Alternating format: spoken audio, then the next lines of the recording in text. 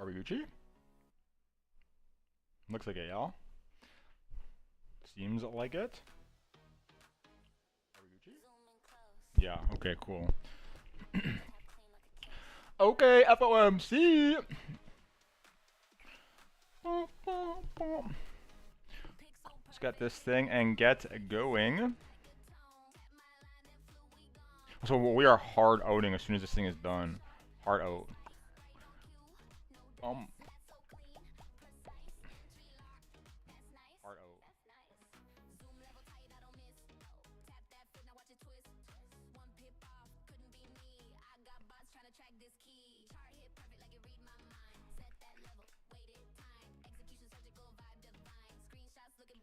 Okay.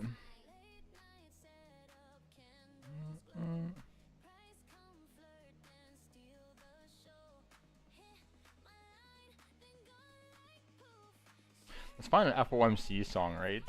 For today. Where's that thing? Where's the Jerome zone? While we get the rest of our stuff set up. Where'd that thing go?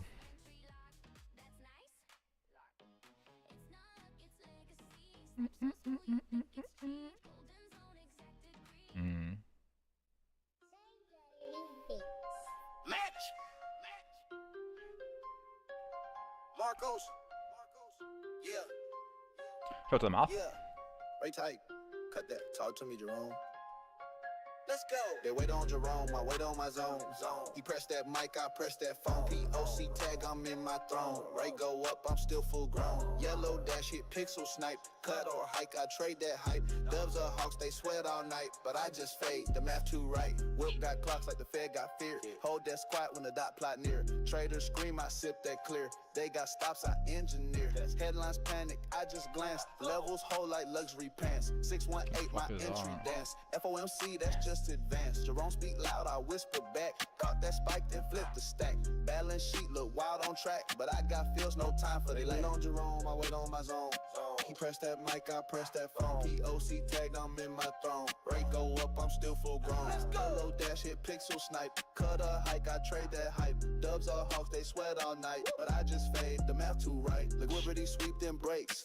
Fade that wick, I clean that plate. 2-point move off FOMC, but I was there pre-debate. Macro flow, no tweets, just big size and order sheets.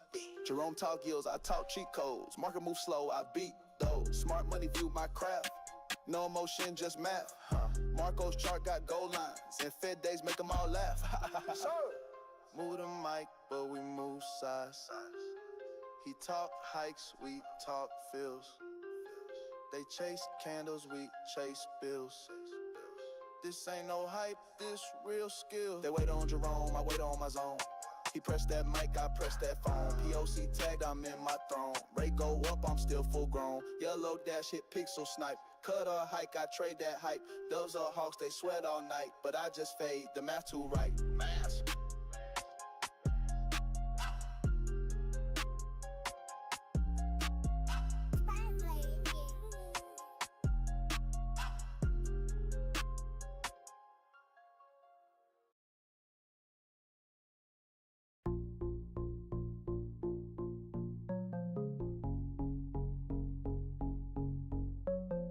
FOMC, I don't blink, math on lock, chart gon' sink, rate go high, I ride that wave, rate go low, I still get paid. FOMC, no fear zone, head down plot, moves alone, big boy size, my feel precise, click confirm, then roll the dice.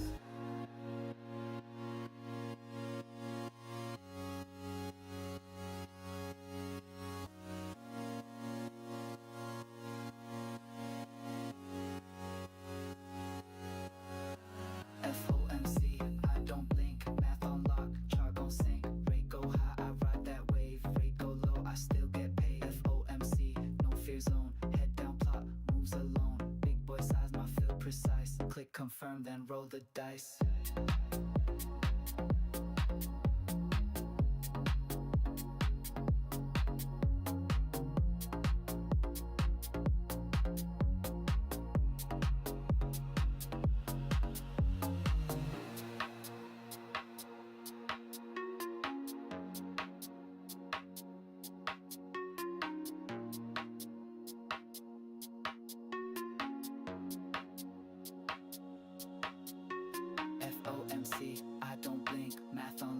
chart gon' sink. Rate go high, I ride that wave. Rate go low, I still get paid. FOMC, no fear zone. Head down, plot, moves alone. Big boy size, my feel precise. Click confirm, then roll the dice.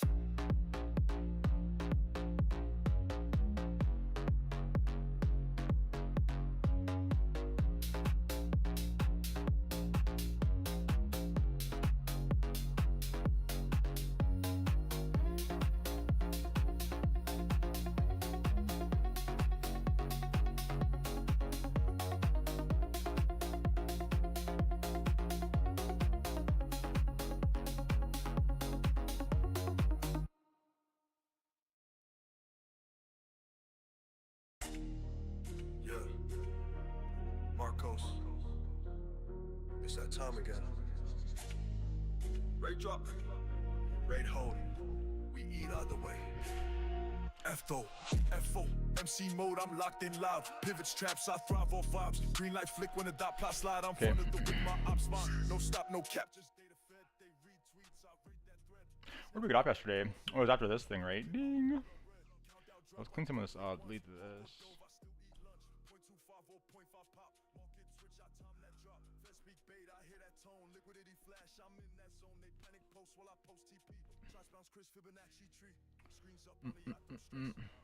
Should we keep those?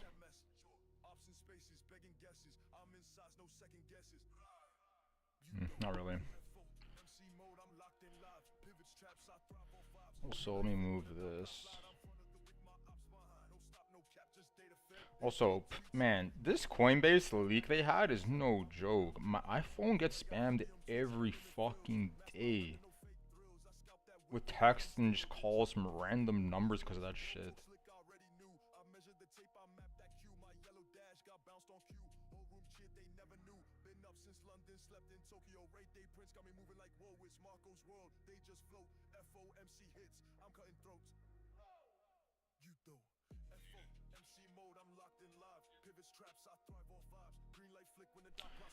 Okay, we're gonna leave our phone in the other room. No more fucking distractions.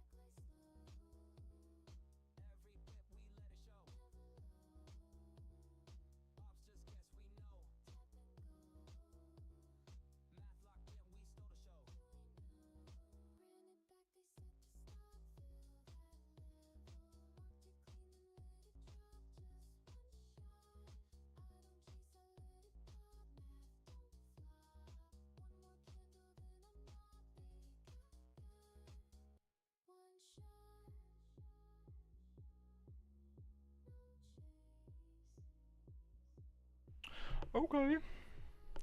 So let's find a stream of this thing. Set that up.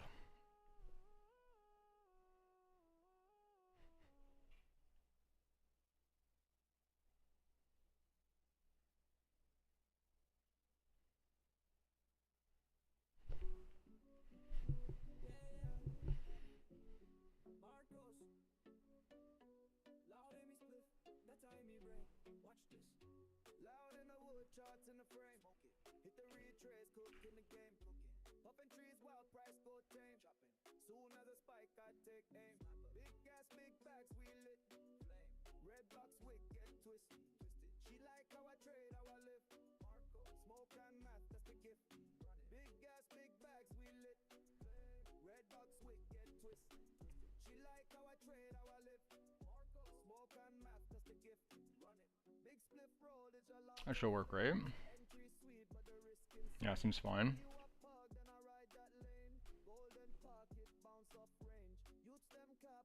Adam Gilbert, partner at PW.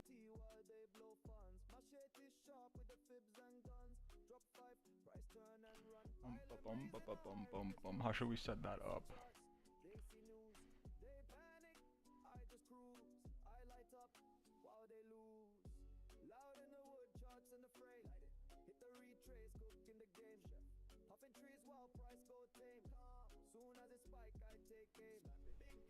Okay, we'll leave that open for later.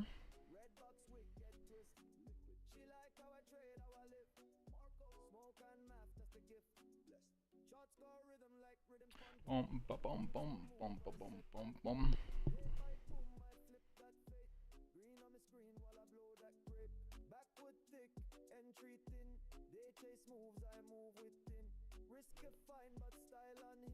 Profit pool looking like a win. Cool head, hot lungs, big muff. Ups long highs, I let that crash. Island boy with a Wall Street clock. She say I blow, that's the flash. Loud in the wood, charts in the frame. Hit the retrace, cook in the game. Popping trees, wild price go tame. Soon as it spike, I take aim. Big gas, big bags, we lit. Red box wick, get twist. She like how I trade, how I live. Okay, we need to be mindful of two things here.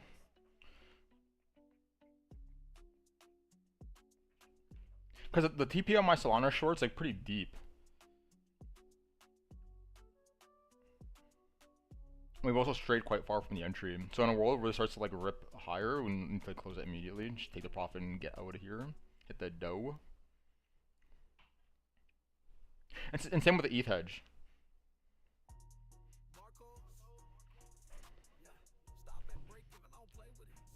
Because if we can take all the profit from that, it's not a hedge, right? It's just juice.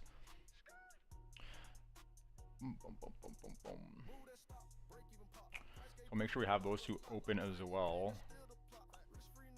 Maybe I'll do it on my laptop because I need to use this screen to show this thing.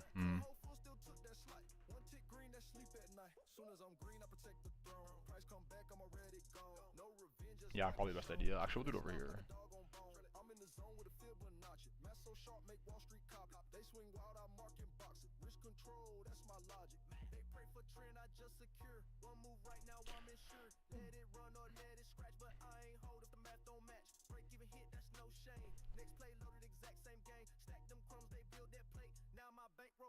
Move that stock, break even pop. Price gate push, then I lock the lot. Tiny gain, that's still the plot. Risk free now, let it chop. Map made route, on sweat the bounce. Price flip once, now count the ounce. Couldn't hold full, still took that slight. One tick green, that sleep at night. They get greedy, I get smart. Suck your small, tear them apart. It's not luck, it's now I feel it. Stop the break, then close the deal. Take off. I ain't lose when price reversed. Stop moved up, now they hurt. They held hope, I held plan. Risk to zero, that's how I stand. They got I got green. Play the edge, exit clean. They don't hop, I get them in. Man, me boost, that's froze my bins. Move that stop, break and snap. No regret, I won that map. Tiny win, that still hit. Long game plays, I never quit. Stack the crumbs, let math expand. Risk free flow, that's what I plan. You still hope, I still chart. That break even life, that's sharp. Marcos. Okay. Lock in. Trail tight. They chase, I trace. bum, bum, bum, bum, bum, bum. Shout to the mouth. You guys ready to hear fucking Jerome yap? Or no? It's just me. It's just yeah boy.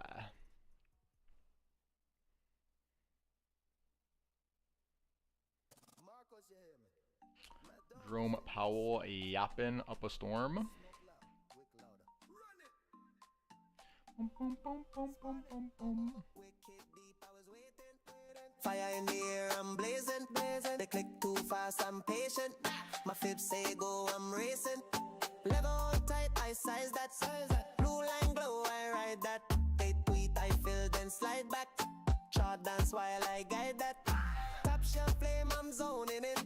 Entry clean like porcelain. Fake out move, I bought the sin. Now price fly high like foreign wing. Golden pocket, I seen it. VWAP flip, I mean it. Stop hunt wave, I lean in. Ops get smoked, they dream it. I don't chase me, execute. One green bar, then I mute. Risking line, charts compute. They get baited, I reboot. Charts jump up, them panicking. I just laugh, my plan locked in. They get loud, I'm vanishing. With PNL, that's scandalous. Wicked deep, I was waiting, waiting. Fire in the air, I'm blazing, blazing. They click too fast, I'm patient. My fib say go, I'm racing. Level hold tight, I size. Blue line glow, I ride that. They tweet, I fill, then slide back. Short dance while I guide that. 2 to 1 risk me, take it. Price fake, break me, break it. Ops run wild, I stake it. Matt don't lie, so I bake it. Sniper aim, no tremble. Trade clean, not accidental. They fumble bags, I'm gentle. With fire loud, not sentimental. Wick tap, I got that feel. Golden zone gave me the drill. Smoker while I chart stand still. Marco's life with the skill. Math. Island flex. Trade print. Shout to the mouth. Gollum.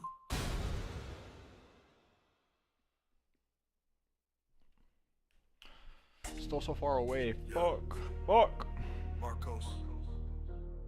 It's that time again. Rate drop. Rate hold. We eat either way.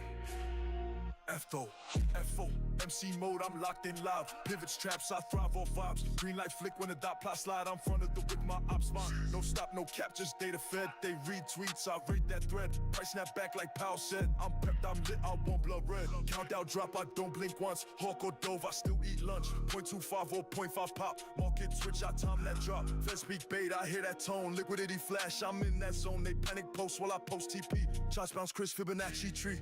Screens up on the yacht, don't stress. SPX fake out, I short that mess. Ops in spaces, begging guesses. I'm in size, no second guesses. You though. FO, MC mode, I'm locked in live. Pivots, traps, I thrive off vibes. Green light flick when the dot plot slide. I'm front of the with my ops behind. No stop, no cap, just data fed. They read tweets, I read that thread. Price snap back like Powell said. I'm prepped, I'm lit, I want blood red. They got hobium tweets, I got limit fills. Mask my weapon, no fake thrills. I scalp that wick with deadly still. Then chill with the view in Beverly Hills. Jerome talk slick, I already knew. I measured the tape, I mapped that cue. My yellow dash got bounced on cue. Whole room shit, they never knew. Been up since London, slept in Tokyo. Rate day prints got me moving like whoa, it's Marco's world. They just float. FOMC hits, I'm cutting throats. You though.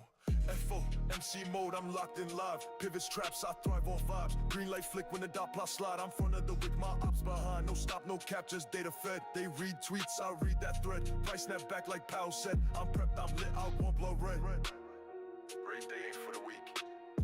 It's math, motion, and Marcos. We don't gamble. We execute. FOMC.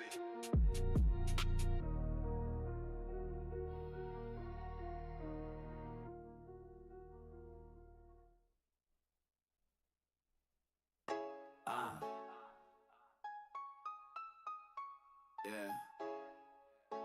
Chart look clean, but I'm dirty with it. Marcos. Zone stepping. Stop sweeping. They ain't do nothing. Stepping on they zone, they ain't pop out. Hit they stops, not a green, just top out. Harshal, yo. We sipping that walk. My boy, Harshal. Ready for this juice?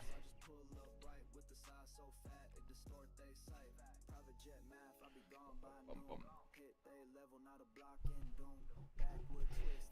WSG? What's WSG? I'm a boomer. What's good? Not much. Yeah, we're on for FOMC. They convinced me to get on yesterday during the stream.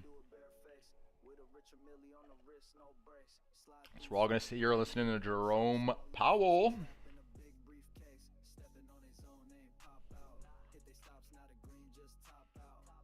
We should go find our picture of Jerome, right? Our favorite picture.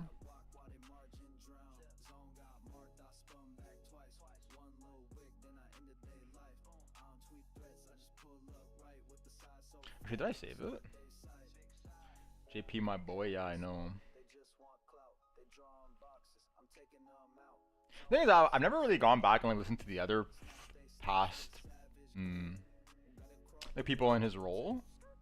But I mean, to me, he seems like a pretty reasonable human being. I don't know why they give him so much hate.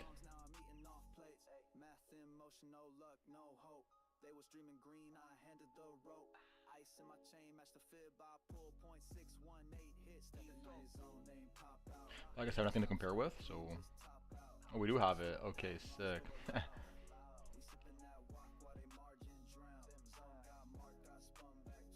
You guys ready? We'll just leave that on until the thing starts.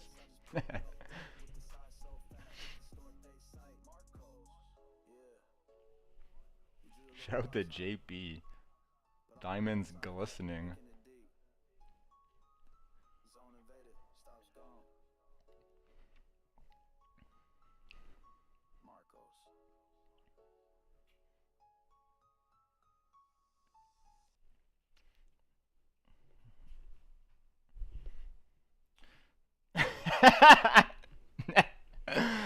Yeah, he's an OG. He's an OG, right? This picture kills me every single time I see it.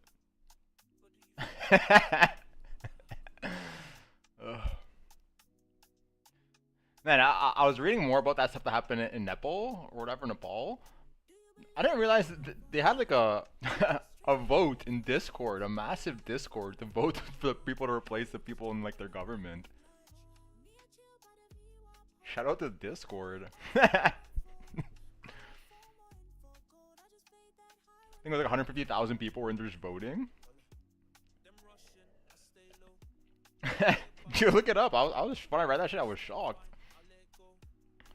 Did this thing die? Yeah, they did. They did. Oh, I gotta go charge this thing.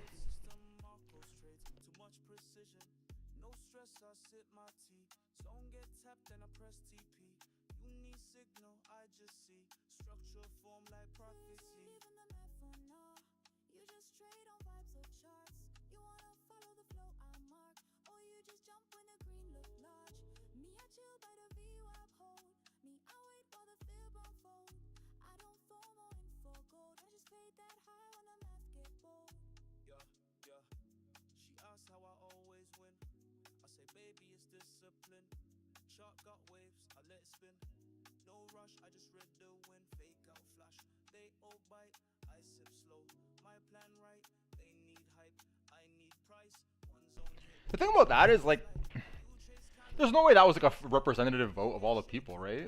I guess the first thing we should ask is what's the population of that place? Because, like, my mom and dad aren't going on Discord. So I can't imagine people over there are either.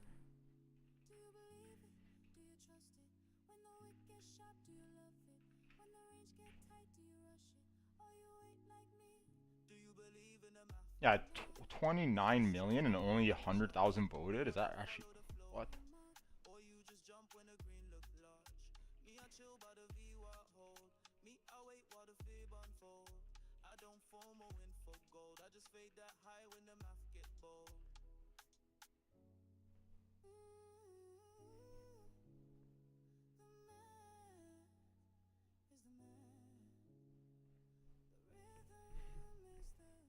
$145,000 members.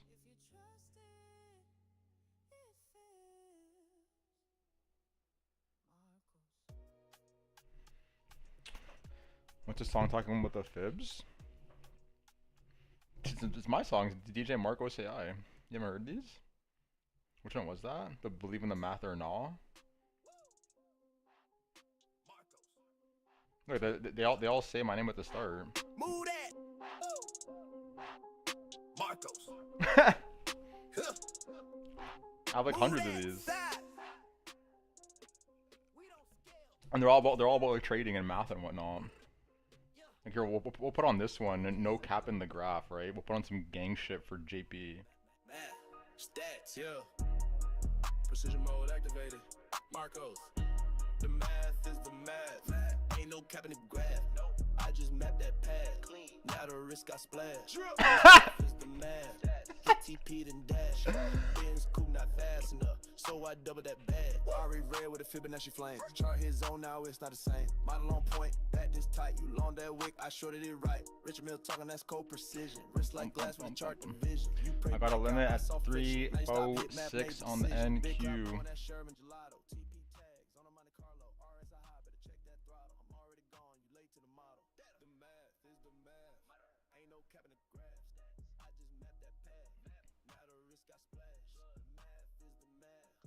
I got the VWAP basically.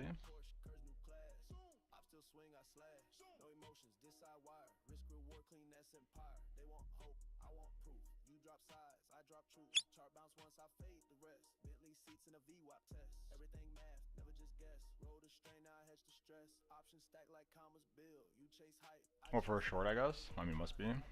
Only way it makes sense.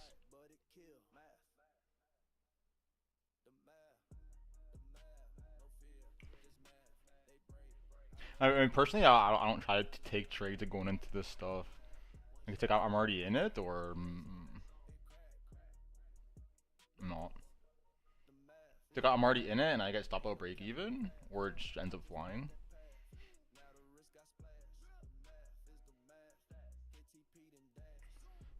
Oh, 356. Wait, 356. Oh, like for a long down here.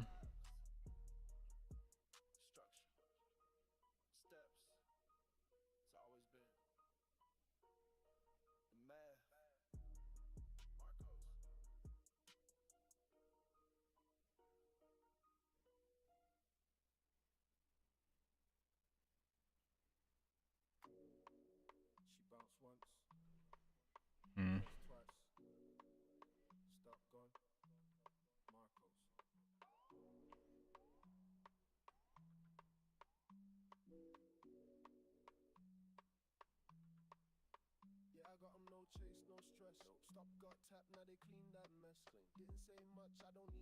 I guess depends how order flow's looking.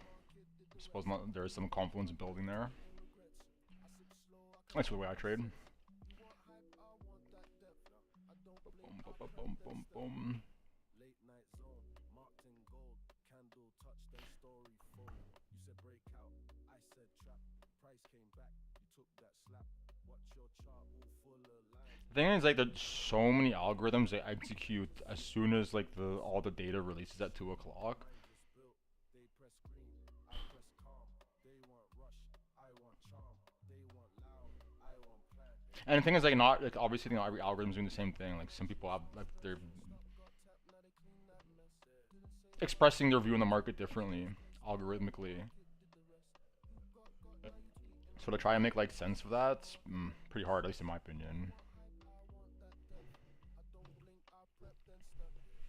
Price dance wild, I don't flinch. You felt FOMO, I felt inch. Entry slow, exit rich. You saw wick, I saw switch. You want flash, I want rhythm. You want now, I plot with wisdom. They rush in. We'll see, right? Less than 50 minutes away. POC shift, I lean back. Value area high, I timed that trap. They got hit, full size drop. I didn't speak, I just watched. Plus, like, I'm more so curious what they're gonna say, because I'm pretty sure like everyone, like, unless they drop like a 50 basis point cut, like everyone's expecting 25.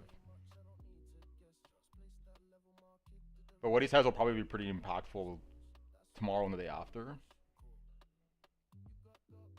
And it's options expiry this week. It's a quad witching on Friday. Only get 4 of those a year.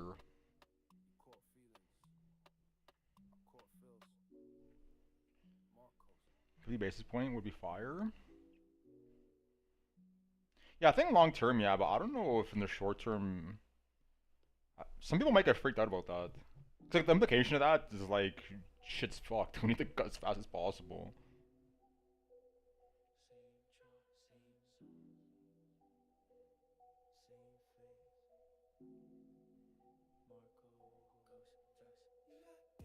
At least that's my interpretation of things. Maybe I'm wrong.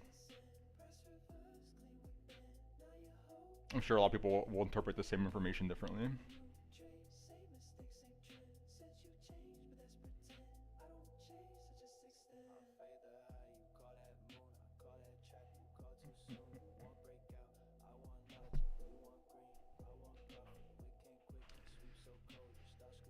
I'm positioned for a rate cut, to be honest. What do you mean by that?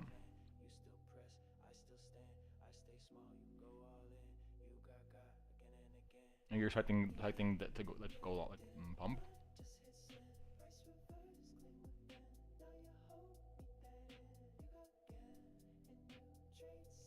So what was the zone that we were talking about down here? I don't think we ever made it. I think it was like 153, right? Remember the leverage account gold longs? Oh yeah. Oh yeah. Oh, you're already in it with your stop loss break even? Oh, that's blessed then. That's so good. That's so nice then. It feels good, right? When you're in a trade like that, then your stop loss is break even and you're just chilling at that point. It feels good. I'm gonna worry about shit.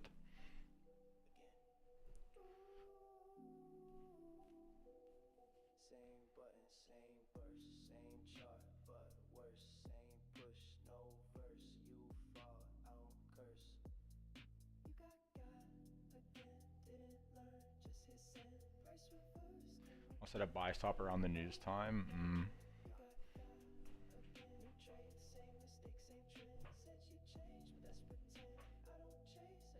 Should probably open up the S&P order flow over here. We'll put it on our desktop.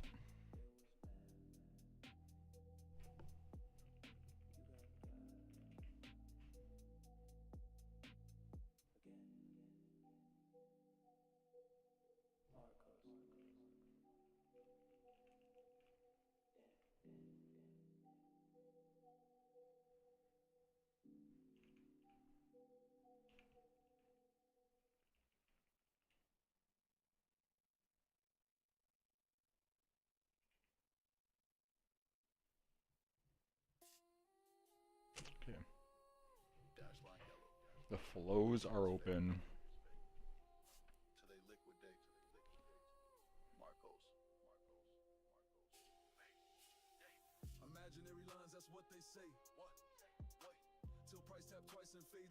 Are you using TPO or STPO?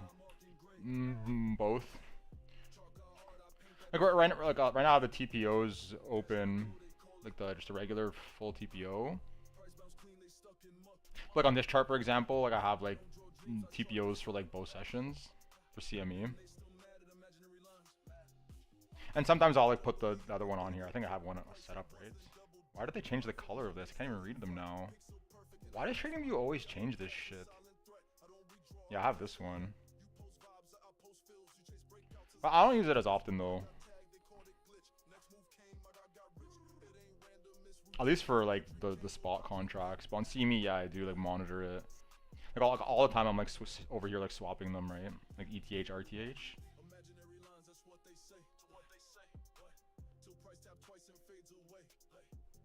They're insightful, right? Like using like the RTH charts, like pretty insightful. Because the gaps so often, and like the reaction around the gaps, like gives you edge. So I definitely suggest using both. At least being mindful of them.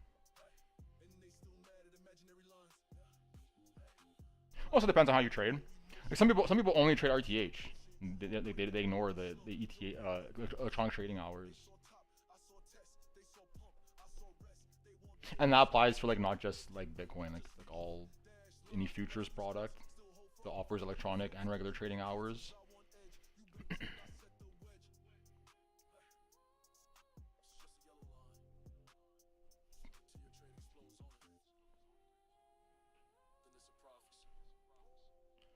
What do I see? Let's see about what?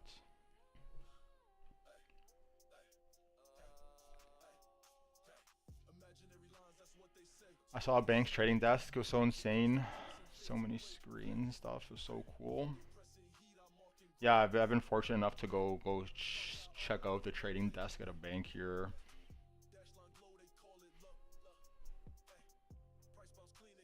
But it depends too. It depends, because a lot of these people are like, you'll see something like this, right? But like way more, and they're also like have like all like the moving averages and whatnot on there. It's because they're trading multiple assets at once, usually. Plus having like a panel like a health panel like this, where you monitor like a lot of the main things. In reality, you don't need it that much though. If you're like trading like for in your case, right, you're trading Nasdaq, like don't need all that.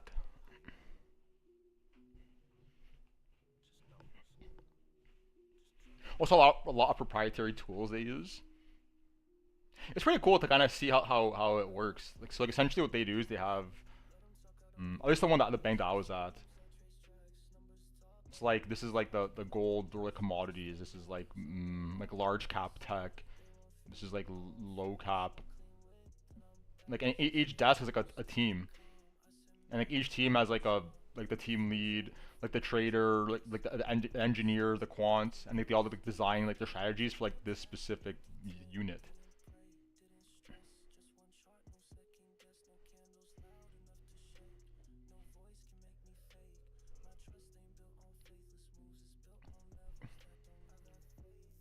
Yeah, a lot of cool tools. Like I'm not allowed to know how they work because it's all like NDA. I'm not just gonna give it to some random stranger. But the main thing is they have so much data. They have so much data, right? They've just been storing up data for years and years and years.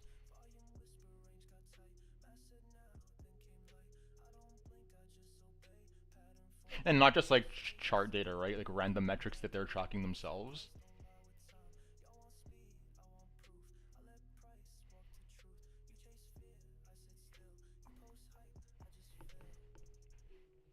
Cool stuff. Cool stuff. Also, you would be surprised how many of these people that work at these places are like literally trading off like 50-day moving averages and whatnot.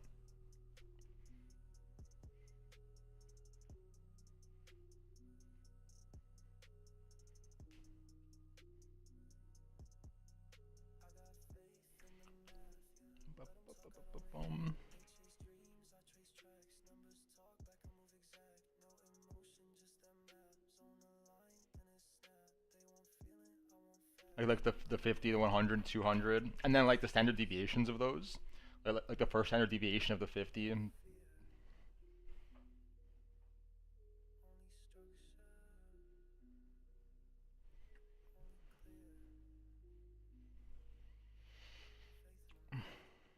it's almost 2 o'clock. Let's leave this thing open.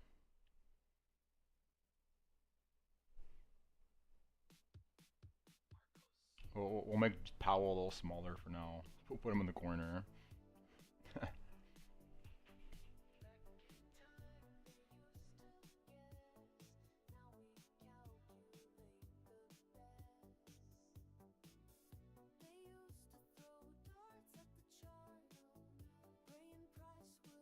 yeah, like the moving averages and like MACD, a lot of people like the institutions that's literally what they're using. Because they have to, right? They have to like trade on like these like lower, larger time frames.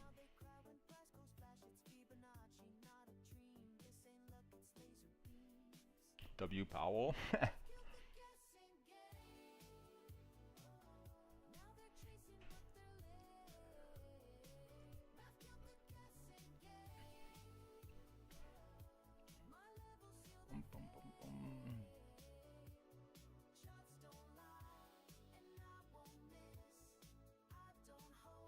Imagine we get rug pulled and there's no cut. That would be chaos. It's like 98% priced in. These rug pulls us in classic crypto fashion.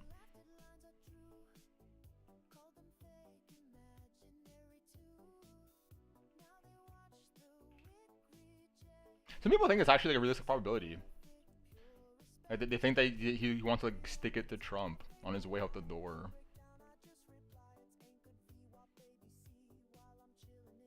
Personally, I think that's ridiculous, but I guess you never know.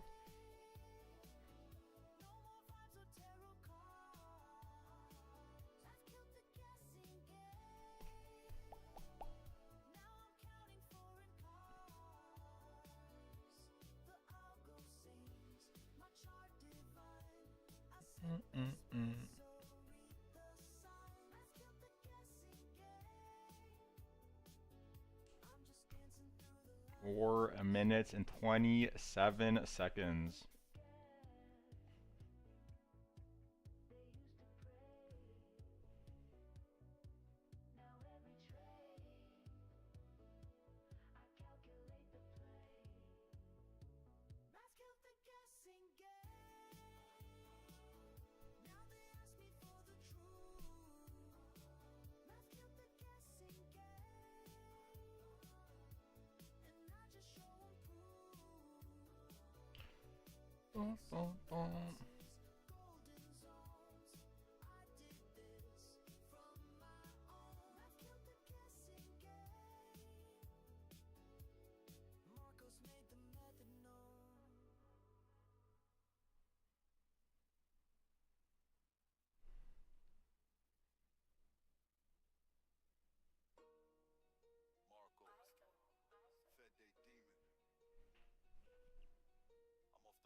Speaking of FOMC,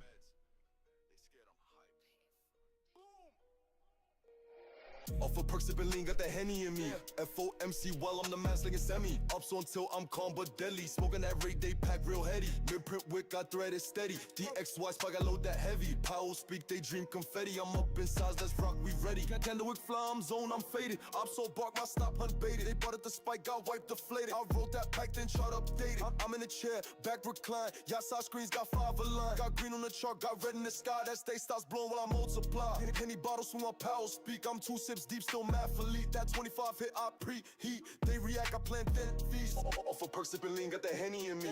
FOMC while I'm the man slinging semi. Ups until I'm calm but deadly. Smoking that Ray Day pack real heady. Mid print wick, got threaded steady. DXY spike, I load that heavy. Powell speak, they dream confetti. I'm up in size, let's rock, we ready. They all in chat, say pivot soon. I'm in the book with a data zoom. I slide on brakes like it's auto-tune. Get filled at the top, then watch it doom. Dollar cost who I deal in pressure. Sharpen trees, no guessing measure. Fed day wild, but my math gon' tether. Your whole TL full of stress and smoke at the screen. Backward packing. Ops try long, they caught that slapping. Marco's lines, hit them wicks be tapping. So no way to change this, by the way. Like, why do they?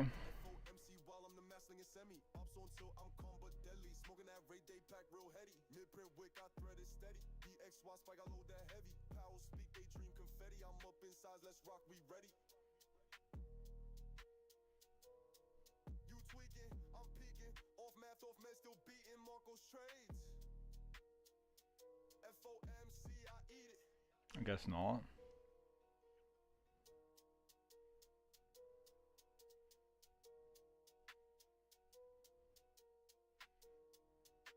That's really annoying. Anyways, we'll leave it on this for now. Kind of see what starts happening here when this thing goes off.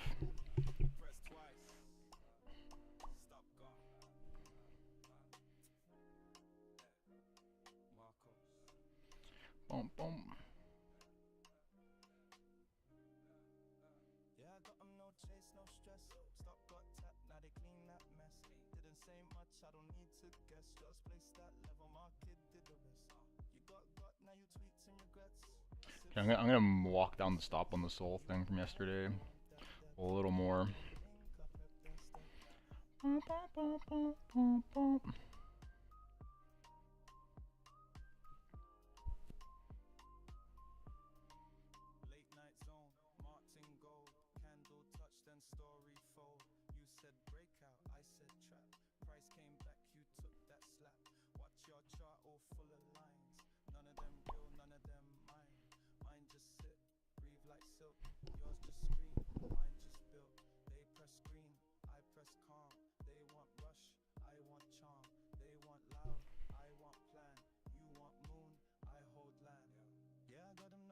no stress. Stop, got tap, now they clean that mess.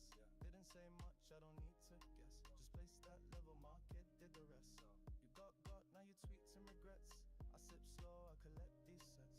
You want hype, I want that depth. I don't blame Volatility hidden. Oh my god.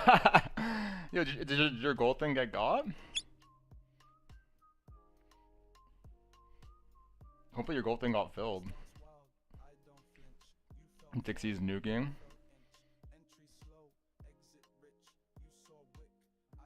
25 basis point cut.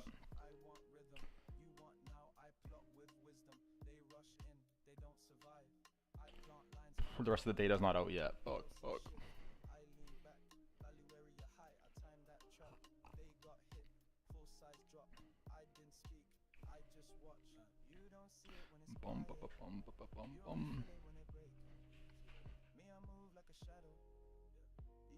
It'd be pretty interesting if this gets up here and sweeps this shit.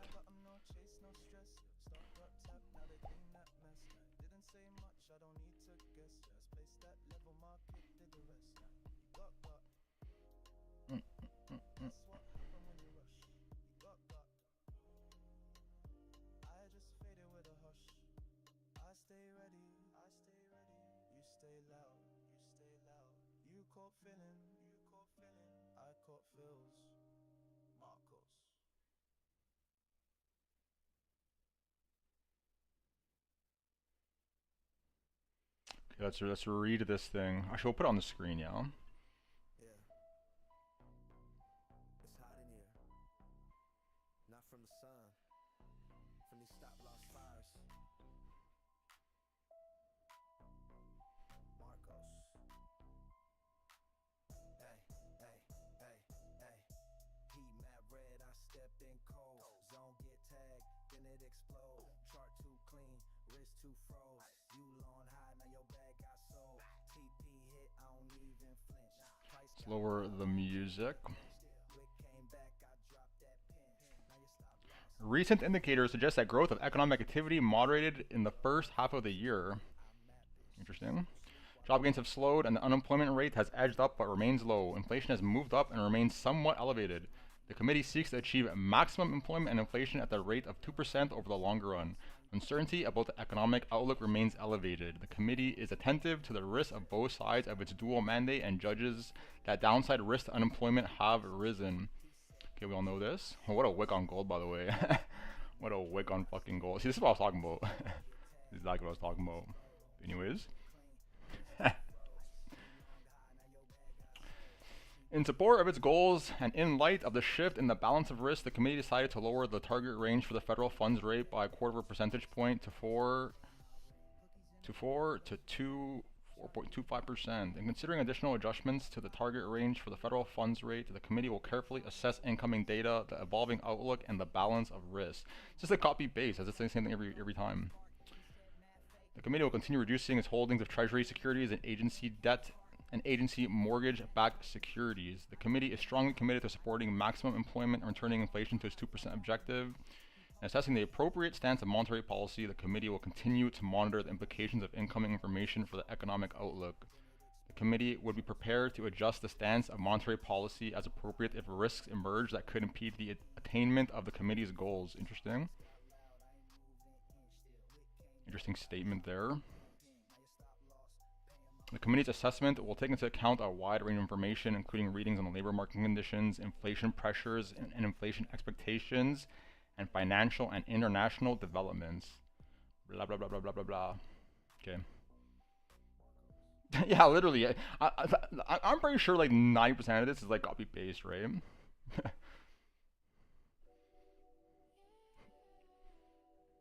S&P is sending. Same with the Dow, same with these, right? God damn. God damn. Is the press conference stream live now? Can we hear the elevator music of the stream? It is.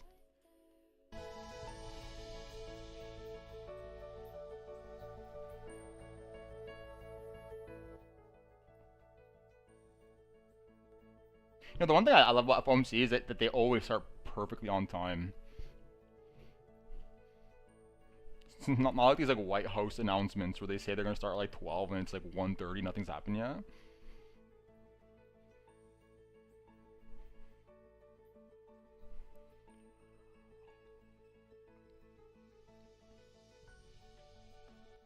You'll put that in the background. We'll switch this back and look at some charts, right? See how the market's reacting to this.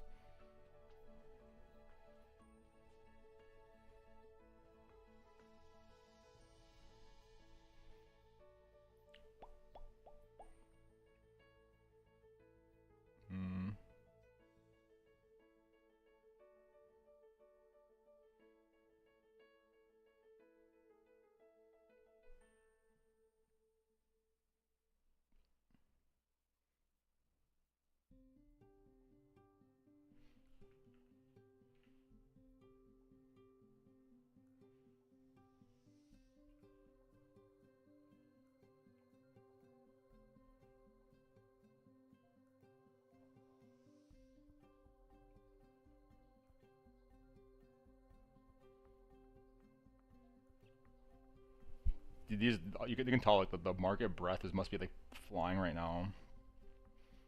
For all this to be sending like this, god damn.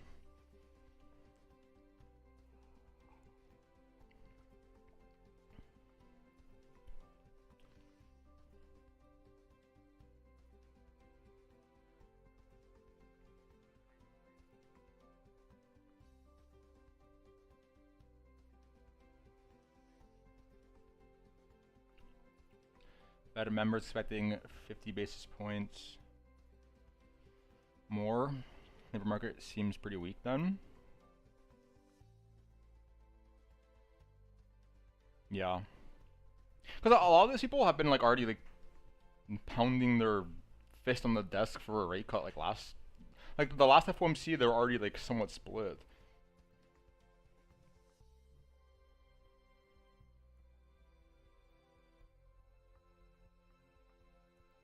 Which I guess makes sense, like everyone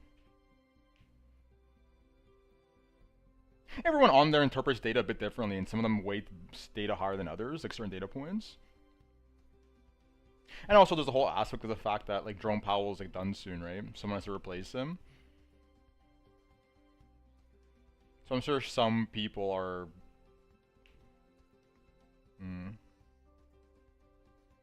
leaning into what the Trump administration wants.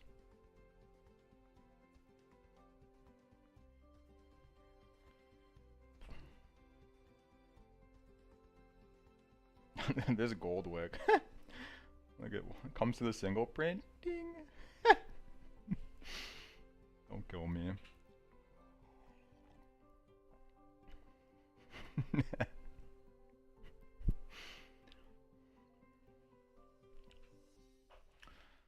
Do not kill me.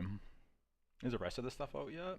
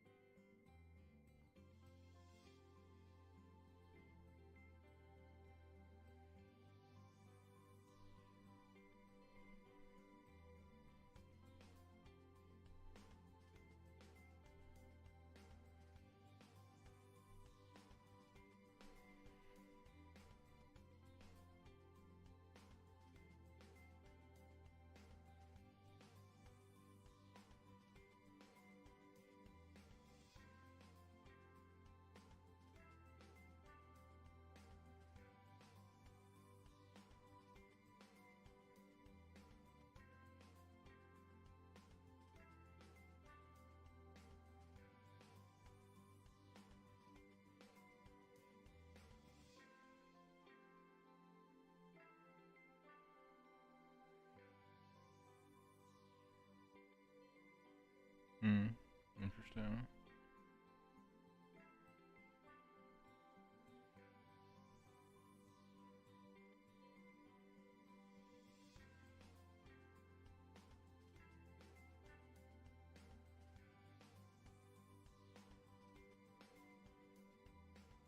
conduct standing overnight reverse repurchase agreement operations at an offering rate of 4.8% with a per counterparty limit of 160 billion per day.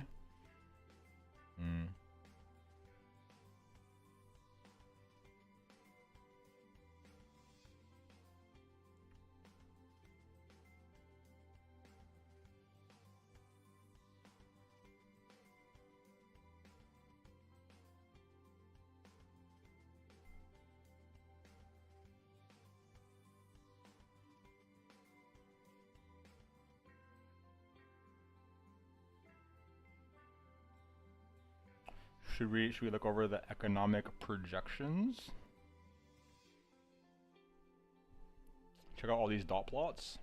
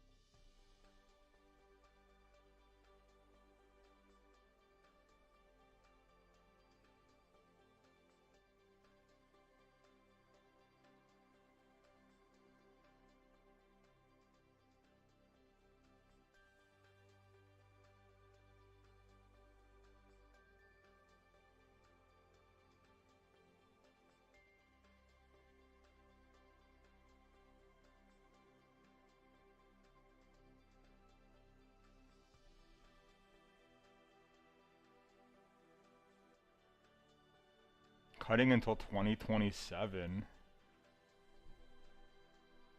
2 more full years of cuts? Interesting.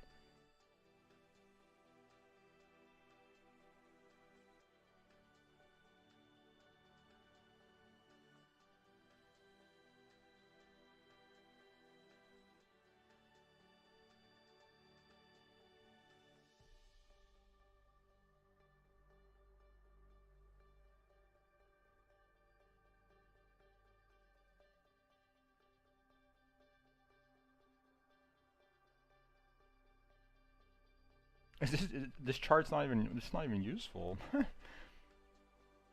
amount of variance they're allowing on this thing is like, might as well not even show this. That's funny.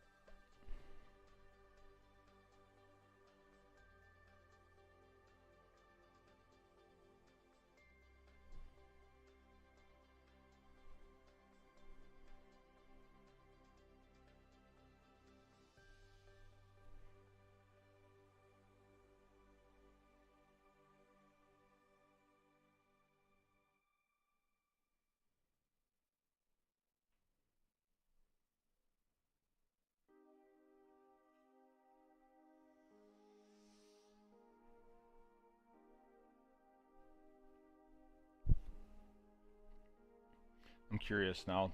Let's just toss this thing in some AI tools and see what they, how quickly they do analysis on this. We call this.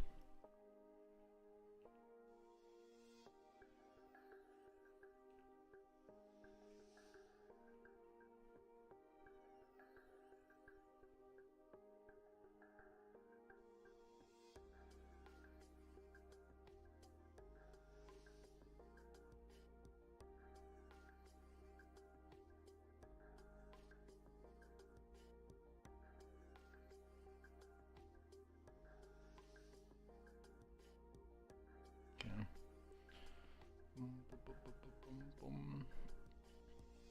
15 minutes.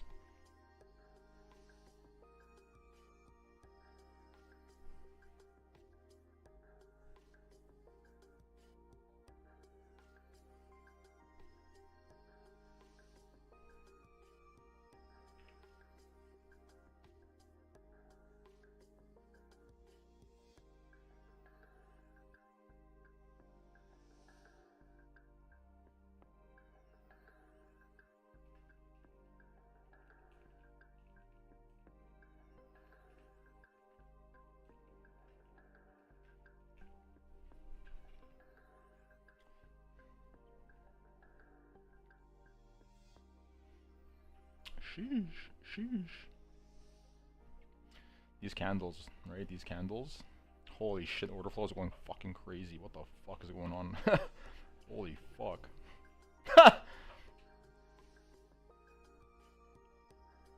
Over 1 billion in the last minute.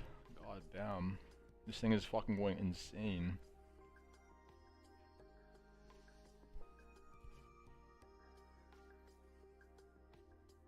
You do not see that often.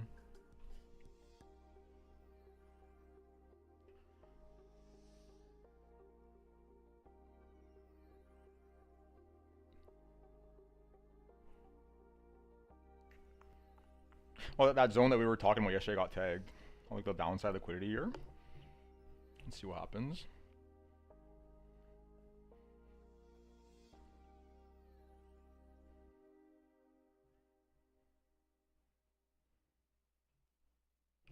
Bum bum bum bum bum.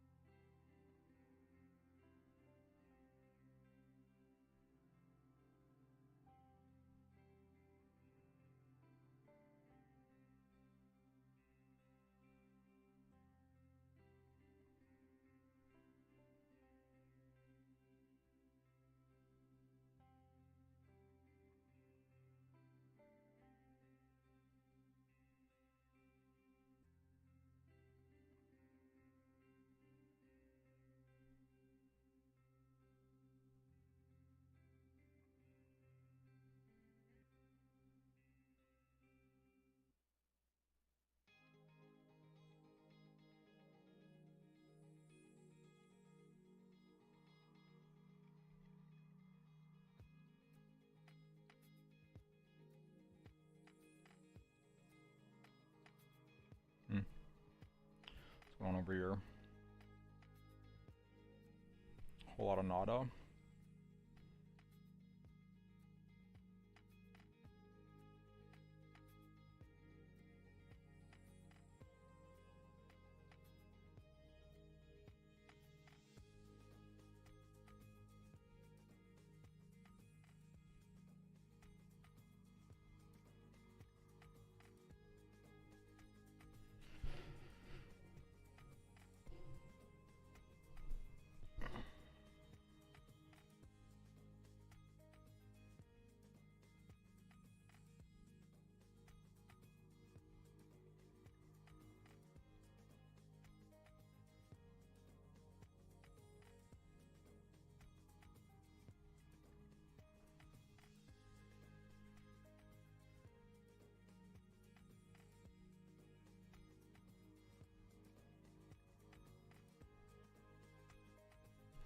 Yo, we're back. What happened? I'm very curious how your gold thing turned out, given this, right? This is exactly what we talked about.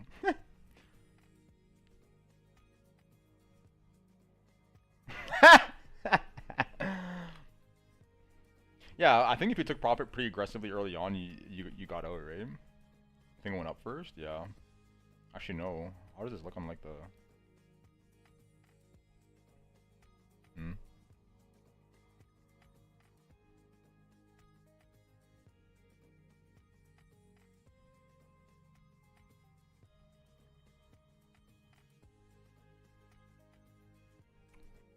Shout out to the math though, right? Ding. Ding. A nice little Darth Maul candle. Just wreck both sides.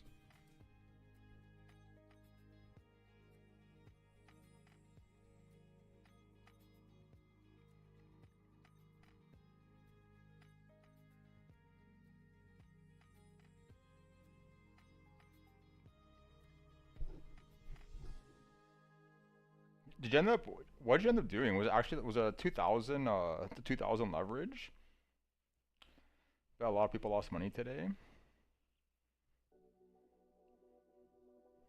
Yeah, probably. It's why I don't like. That's why I don't like trying to trade like in the moment, because it always fucking happens.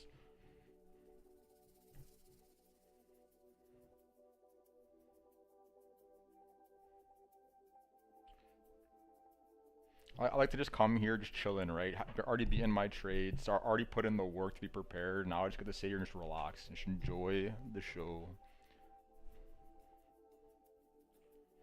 So glad I got out early and made 250 from 80. Yeah, pretty quick money there.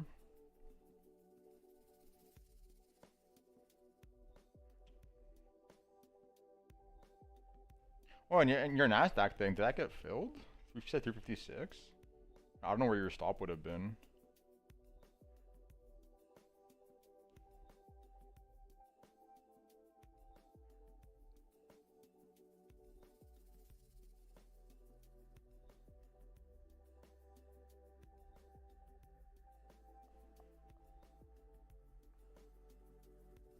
But yeah, I mean, I guess technically your break even if you got filled on that and then it got stopped.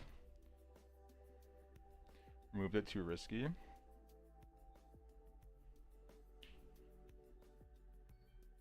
Yeah. 6 minutes, so we're 6 minutes away from the yap.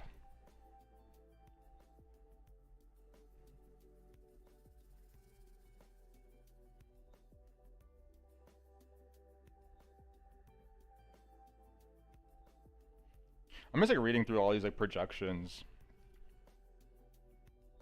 It's quite interesting because there's like pretty big disparity between like the very clear these people are very split on the committee, because the disparities in these are like it's like half the committee's taking one side of the range, the other half the committee's taking the other side of the range. That's what the data suggests.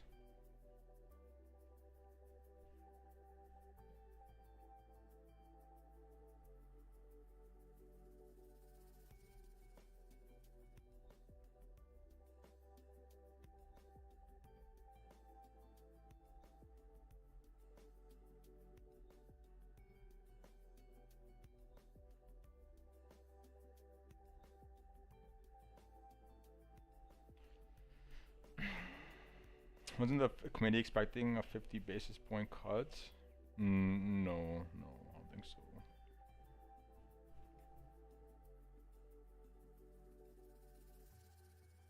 Like some of them are, yeah. So like some of them have been pretty like outspoken about it.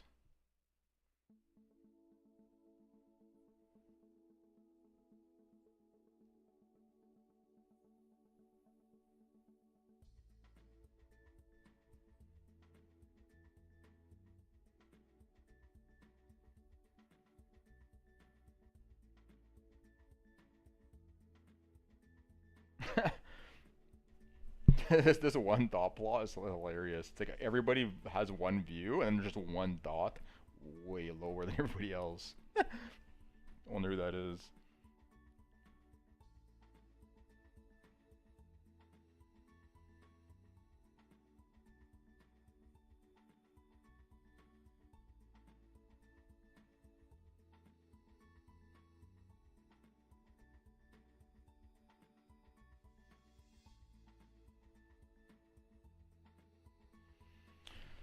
Short on the speech.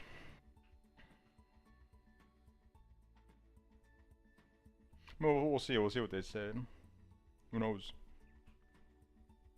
I'm more curious about the questions because the speech is probably going to be this typical like boilerplate shit, right? We'll look at the data month over month. Blah blah blah. Gotta wait for the data.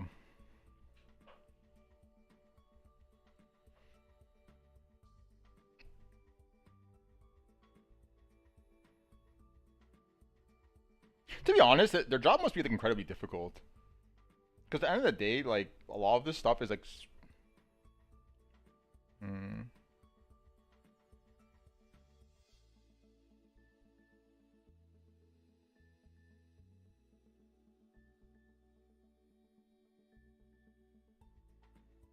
It's like a driving like a massive ship.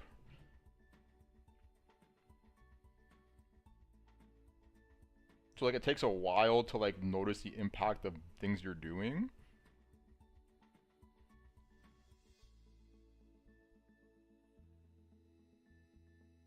Which means that you have to like try to anticipate things. But that's like a very dangerous game to play here.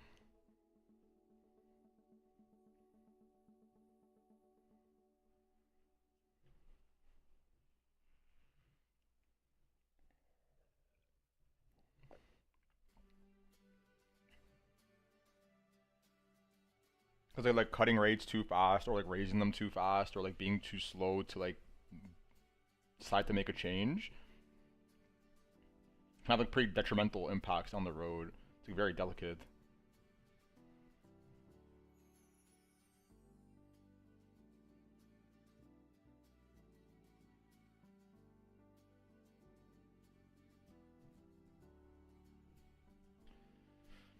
Right, let's get this loaded up.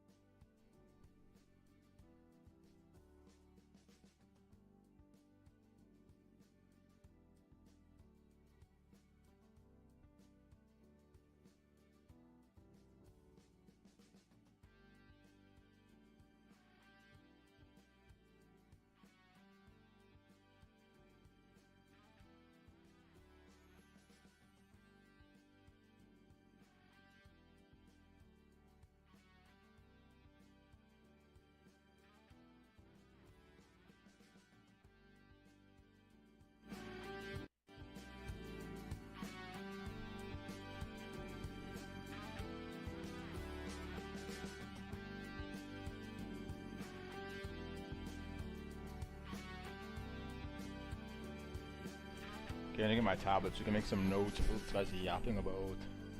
Hopefully it's charged by now.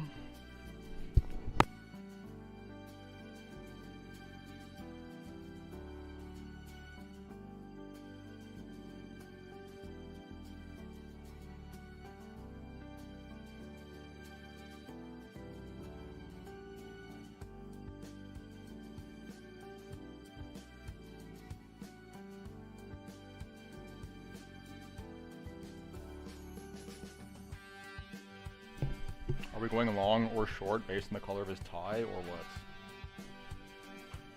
Or what? Good afternoon.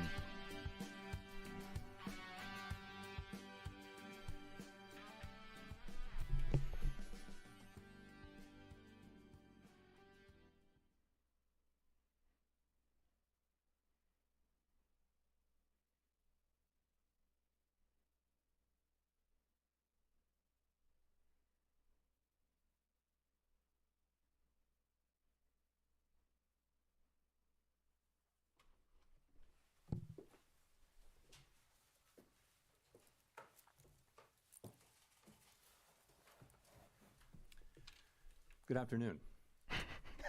My colleagues and I remain squarely focused on achieving our dual mandate goals of maximum employment and stable prices for the benefit of the American people. While the unemployment rate remains low, it has edged up. Job gains have slowed and downside risks to employment have risen. At the same time, inflation has risen recently and remains somewhat elevated. In support of our goals, and in light of the shift in the balance of risks, today the Federal Open Market Committee decided to lower our policy interest rate by 1/4 percentage point. We also decided to continue to reduce our securities holdings. I'll have more to say about monetary policy after briefly reviewing economic developments. Recent indicators suggest that growth of economic activity has moderated. GDP rose at a pace of around 1.5% in the first half of the year, down from 2.5% last year. The moderation in growth largely reflects a slowdown in consumer spending. In contrast, business investment in equipment and intangibles has picked up from last year's pace. Activity in the housing sector remains weak. In our summary of economic projections, the median participant projects GDP to rise 1.6% this year and 1.8% next year, a touch stronger than projected in June. In the labor market, the unemployment rate edged up to 4.3% in August, but remains little changed over the past year at a relatively low level. Payroll job gains have slowed significantly to a pace of just 29,000 per month over the past 3 months. A good part of the slowing likely reflects a decline in the growth of the labor force due to lower immigration and lower labor force participation. Even so, labor demand has softened, and the recent pace of job creation appears to be running below the break-even rate needed to hold the unemployment rate constant. In addition, wage growth has continued to moderate while still outpacing inflation. Overall, the marked slowing in both the supply of and demand for workers is unusual. In this less dynamic and somewhat softer labor market, the downside risks to employment appear to have risen. In our SEP, the median projection for the unemployment rate is 4.5% at the end of this year and edges down thereafter. Inflation has eased significantly from its highs in mid-2022, but remains somewhat elevated relative to our 2% longer-run goal. Estimates based on the Consumer Price Index and other data indicate that total PCE prices rose 2.7% over the 12 months ending in August, and that, excluding the volatile food and energy categories, core PCE prices rose 2.9%. These readings are higher than earlier in the year as inflation for goods has picked up. In contrast, disinflation appears to be continuing for services. Near-term measures of inflation expectations have moved up, on balance, over the course of this year on news about tariffs, as reflected in both market and survey-based measures. Beyond the next year or so, however, most measures of longer-term expectations remain consistent with our 2% inflation goal. The median projection in the SEP for total PCE inflation is 3.0% this year and falls to 2.6% in 2026 and to 2.1% in 2027. Our monetary policy actions are guided by our dual mandate to promote maximum employment and stable prices for the American people. At today's meeting, the committee decided to lower the target range for the federal funds rate by 1/4 percentage point to 4 to 4.25%, and to continue reducing the size of our balance sheet. Changes to government policies continue to evolve, and their effects on the economy remain uncertain. Higher tariffs have begun to push up prices in some categories of goods, but their overall effects on economic activity and inflation remain to be seen. A reasonable base case is that the effects on inflation will be relatively short-lived, a one-time shift in the price level. But it is also possible that the inflationary effects could instead be more persistent, and that is a risk to be assessed and managed. Our obligation is to ensure that a one-time increase in the price level does not become an ongoing inflation problem. In the near term, risks to inflation are tilted to the upside and risks to employment to the downside, a challenging situation. When our goals are in tension like this, our framework calls for us to balance both sides of our dual mandate. With downside risks to employment having increased, the balance of risks has shifted. Accordingly, we judged it appropriate at this meeting to take another step toward a more neutral policy stance. With today's decision, we remain well positioned to respond in a timely way to potential economic developments. We will continue to determine the appropriate stance of monetary policy based on the incoming data, the evolving outlook, and the balance of risks. In our SEP, FOMC participants wrote down their individual assessments of an appropriate path for the federal funds rate, based on what each participant judges to be the most likely scenario for the economy. The median participant projects that the appropriate level of the federal funds rate will be 3.6% at the end of this year, 3.4% at the end of 2026, and 3.1% at the end of 2027. This path is 1/4 percentage point lower than projected in June. As is always the case, these individual forecasts are subject to uncertainty, and they're not a committee plan or decision. Policy is not on a preset course. The Fed has been assigned 2 goals for monetary policy: maximum employment and stable prices. We remain committed to supporting maximum employment, bringing inflation sustainably to our 2% goal, and keeping longer-term inflation expectations well anchored. Our success in delivering on these goals matters to all Americans. We understand that our actions affect communities, families, and businesses. I wish our across chat was the country. working. Everything we do is in service to our public mission, and we at Only the Fed will do imagine. everything we can to achieve our maximum employment and price stability goals. Thank you. I look forward to our discussion. Great. Thank you. Chris Rugaber at Associated Press. As you know, Fed Governor Stephen Miron has kept his position at the White House, even as he's joined the Fed board. This is the first time, I believe, the Fed's board has had someone with executive branch ties in decades. Does this compromise the Fed's independence from day-to-day politics? And relatedly, how can you maintain the public's perception the Fed is politically independent with this dynamic? Thank you. So we did welcome a new committee member today, as we always do, and the committee remains united in pursuing our dual mandate goals. We're strongly committed to maintaining our independence, and beyond that, I really don't have anything to share. Well, great. And then just as a quick follow-up, I'm sorry, can you and other Fed officials have spoken extensively about the impact of tariffs on inflation, although perhaps with many companies appearing to eat the tariffs, tariffs may be impacting the labor market and other parts of the economy instead. Do you see that as a possible outcome here, that tariffs are the reason we're seeing some slowing, particularly in the labor market, rather than in inflation? Thank you. You know, it's certainly possible. You know, we're beginning to see, we have begun to see goods prices showing through into higher inflation, and actually the increase in goods prices accounts for most of the increase in inflation, or perhaps all of the increase in inflation over the course of this year. Those are not very large effects at this point, and we do expect them to continue to build over the course of the rest of the year and into next year. And you know, it's also possible and that there may be effects on employment, but that I would say if you're looking at why employment is doing what it's doing, that's much more about the change in immigration. So the supply of workers has obviously come way down. There's very little growth, if any, in the supply of workers. And at the same time, demand for workers has also come down quite sharply, and to the point where we see what I've called a curious balance. It's, you know, typically when we say things are in balance, that sounds good, but in this case, the balance is because both supply and demand have come down quite sharply. Now demand coming down a little more sharply because we now see the unemployment rate edging up.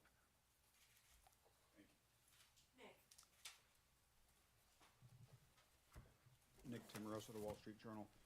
Chair Powell, do economic conditions and the balance of risks no longer warrant a restrictive policy setting?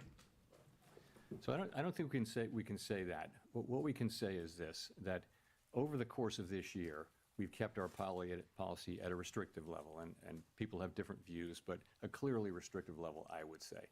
So, and we were able to do that over the course of this year because the labor market was in very solid condition with strong job creation and all those things.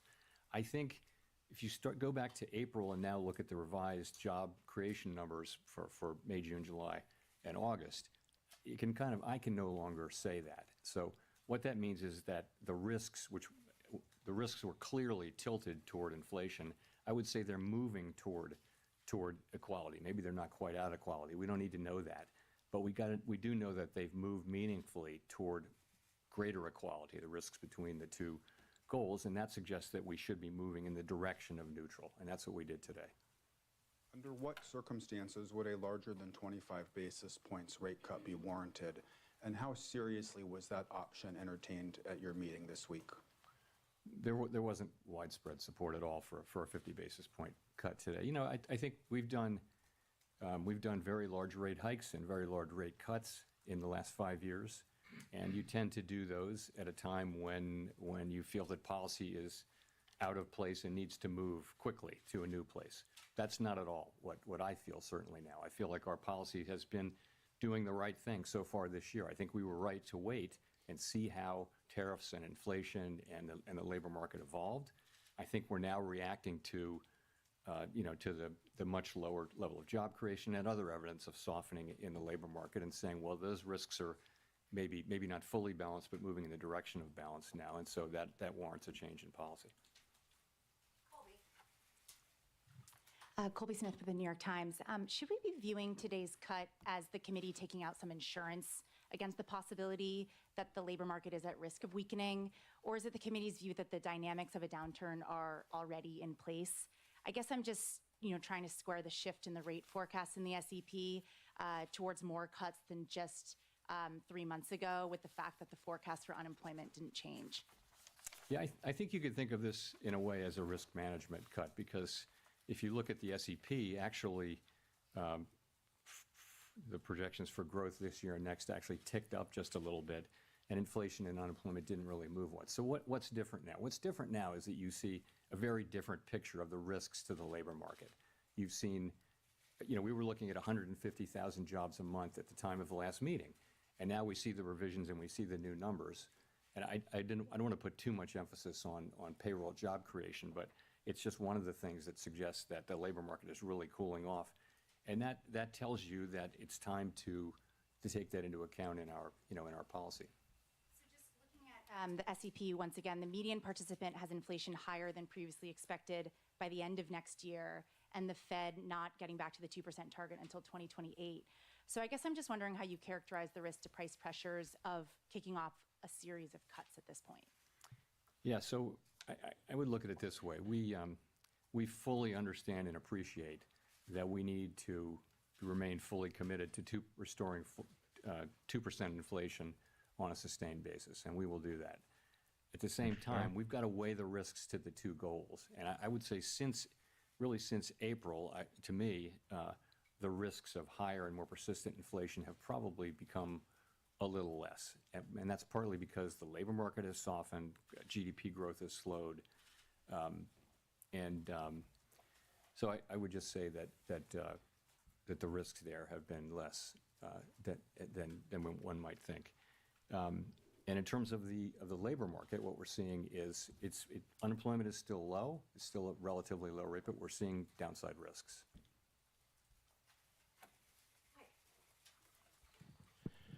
Michael McKee from Bloomberg Radio and Television. I'm a little confused by your explanation of the Fed cutting rates because of unemployment. If you think that most of what's happening in the employment area is related to immigration, which your rate cuts wouldn't address, how do you see that as more important than inflation, which has remained almost a full percentage point above your target? Well, I was saying that what's happening in the labor market has more to do with immigration than it has to do with tariffs. That was the question I was answering. So I wouldn't say that all of what's happening in the labor market is due to tariffs. I mean, you clearly have a slowing in it due to immigration. You clearly have a slowing in demand, which is now perhaps more than that in supply, and we know that because the unemployment rate has ticked up. So, that's what I meant by that. If I could follow up. Every year since 2015, the SEP has forecast that you would hit your target 2 years later. And this year, this SEP says you're going to hit your target 2 years later. 2% does not seem to be in sight. Does that suggest that the 2% target is not really achievable? And does this present any credibility problems for you in telling What a people question. that that's what you're going to do if you can never reach it? Well, I mean, you're right. It does say we're going to get to 2% inflation in 2028, at the end of 28. But that's, that's literally how you put the projections together. You're writing down a rate path, which is designed to create, over the course of the SEP, time frame, 2% inflation and maximum employment too. So that's all that is. No one really knows where the economy will be in 3 years, but the nature of the exercise is to These things write are down nuking right policy now. that you believe would return to the 2% goal over the Oh, at damn. least by the end of the exercise. Thanks so much, Elizabeth Schulze with ABC Motherfucking News. dildo printing right now. The latest inflation report shows that prices are still going up across key categories for many households, including groceries. What will the Fed do if prices pick up more? So our expectation, and you can see this consistently through the year, has been that inflation will move up this year, but that basically because of the effects on goods prices from tariffs, but that those will turn out to be a one-time price increase as opposed to creating an inflationary process. That's been our forecast. Pretty much all the individual forecasts say that. We can't just assume that, though, right? We have to. Our job is literally to make sure that that is what happens, and we will do that job. Right now, the situation we're in is that we see inflation. We continue to expect it to move up, maybe not as high as we would have expected it to move up a few months ago. The pass-through of the tariffs into inflation has been slower and smaller. The labor market has softened. So the case for there being a persistent inflation outbreak is less. And so that's why we think it's time for us really to acknowledge that the risks to the other mandate have grown and that we should move in the direction of neutral. So what will we do? We'll do what we need to do, but we have two mandates and we try to balance them. For a long time, our framework says that when our two goals are in tension, this is quite an unusual situation, how do we decide what to do? Because our tools can't do two things at once. What we do is we ask which is farther from, how far is each from the goal and how long is it expected to get to the goal? So, and then we think about those things and we see, as I mentioned, our policy had been really skewed toward inflation for a long time, really. Now we see that there's downside risk clearly in the labor market, and so we're moving in the direction of more neutral policy. How concerned are you about the slowdown in the jobs market for households at home, especially younger Americans struggling to land a job? So it's an interesting labor market, and obviously we think it's appropriate that we reduce our rates so that we become more neutral, which presumably will be better for the labor market. You see people who are sort of more at the margins, so kids coming out of college and younger people, minorities are having a hard time finding jobs. The overall job finding rate is very, very low. However, the layoff rate is also very low. So you've got a low firing, low hiring environment, and the concern is that if you start to see layoffs, the people who are laid off there won't be a lot of hiring going on. So that could very quickly flow into higher unemployment. In a healthier economy, healthier labor market, there would be jobs for those people. But now the hiring rate is very, very low. So that's been a growing concern over the last few months. And it's one of the reasons why we think it's appropriate that we begin to shift our policy focus toward a more balanced one. Especially with AI, right? Even more so. Steve Leisman, CNBC. Mr. Chair, in the past, during rate cuts, you used the word recalibration. And I wonder if you pointedly did not use it this time. And in fact, when you said policy is not on a preset course, did you mean that as sort of the opposite of recalibration? Are we meeting to meeting, data point by data point? Are we in the process here of getting back to neutral? Thank you. So I think we're in a meeting by meeting situation. We're going to be looking at the data. Let me say a word about the SEP really here. So we often point this out. What the SEP is it's an accumulation of the individual projections of 19 people, showing what they believe at a particular moment in time to be the most likely path for the economy and thus the appropriate path for monetary policy as well. And as you know, we don't debate or try to agree on what that is. We just write them down and accumulate them. We do sometimes discuss them. And so we always say we're not on a preset path, and we really mean that. The actual decisions we make are going to be based on the incoming data, the evolving outlook, and the balance of risks at the time the decisions are actually made. So you will have seen that we have 10 participants out of 19 who wrote down 2 or more cuts for the remainder of the year, and 9 who wrote down fewer than, in fact, in a good number of cases, no more cuts. So rather than looking at this as certainty, I would encourage people, as always, to look at the SEP as through the lens of probability. And so there are different possible outcomes and likelihoods rather than this one is certain and this one isn't happening. So that's what I would say. Thank you for getting to my follow-up question, which was, is the dispersion in the outlook a sign of uncertainty of policy in the meetings to come? Thank you. You know, it is such an unusual situation. Ordinarily, when the labor market is weak, inflation is low. And when the labor market is really strong, that's when you got to be careful about inflation. So we have a situation where we have two-sided risk. And that means there's no risk-free path. And so it's quite a difficult situation for policymakers. And it's not at all surprising to me that you have a range of views. It's not so much about having different views for the path of the economy, but it's partly that. But it's also partly about what's the right thing to do in light of this, of the tension between the two goals. How do you weight them? How worried are you about one versus the other? And so it's natural. I think it would actually be surprising if you didn't have a pretty wide range of views based, in this kind of highly unusual situation, and we do. So, but we they did it get not together, like we hearing that, discuss, right? We have a great discussion, and then we decide what to do, and we act. But No right, risk-free approach. It's a wide dispersion of views, and I think that's understandable and natural in the current situation.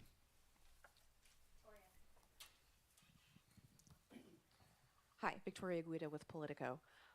You've talked a lot about Fed independence and the importance of it over the years, but as markets have questions about what exactly President Trump's intentions are with the Fed, what would you point to as the things they should be watching to determine that the Fed is still making decisions based on, the economic outlook rather than political considerations?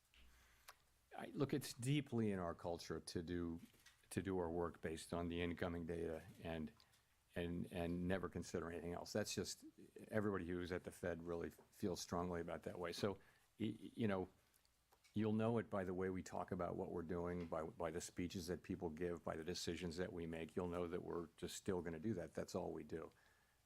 And we don't frame these questions at all or see them in terms of political outcomes. I think when you get to another part of Washington, everything is seen through the lens of, does it help or hurt this political party, this politician? That's the framework. And I think people find it hard to believe that is not at all the way we think about things at the Fed. We're taking a longer perspective.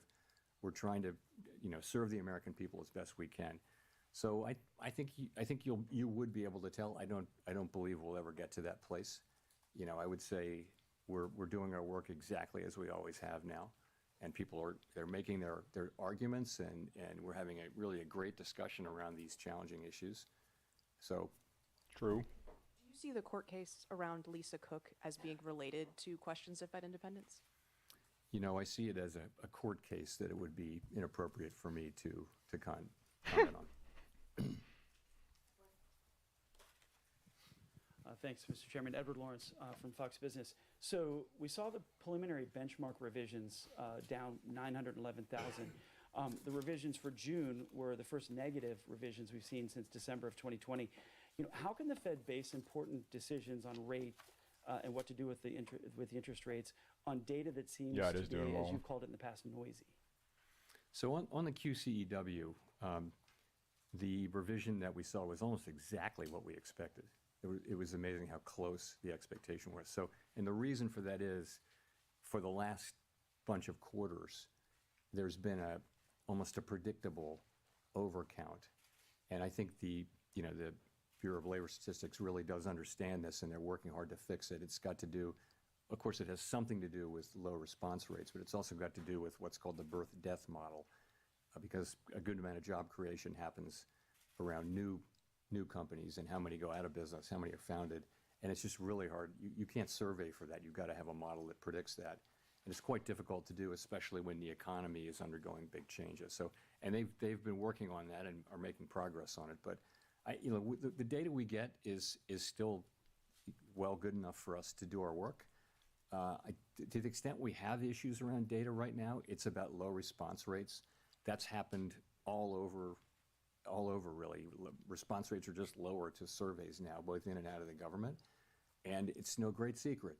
We want higher response rates, and we need those to have, less volatile data. And the way to get that is to make sure that the agencies that collect the data have sufficient resources to drive higher response rates. It's not a complicated problem, but that's what it takes. It's not a mystery. That's what it takes. The other thing I'll say, Edward, is in the case of the job creation, the response rate is quite low for the first month, or lower for the first month. By the time you get to the second or third month, you're still collecting responses for that last month, for that prior month, and you get to the place where the data are much more reliable by the second and certainly the third month. So it's not that we don't get the data, it's just that we get it a little later. But for the benchmarks, if that holds, it's 51% of the jobs that we thought were there weren't really there.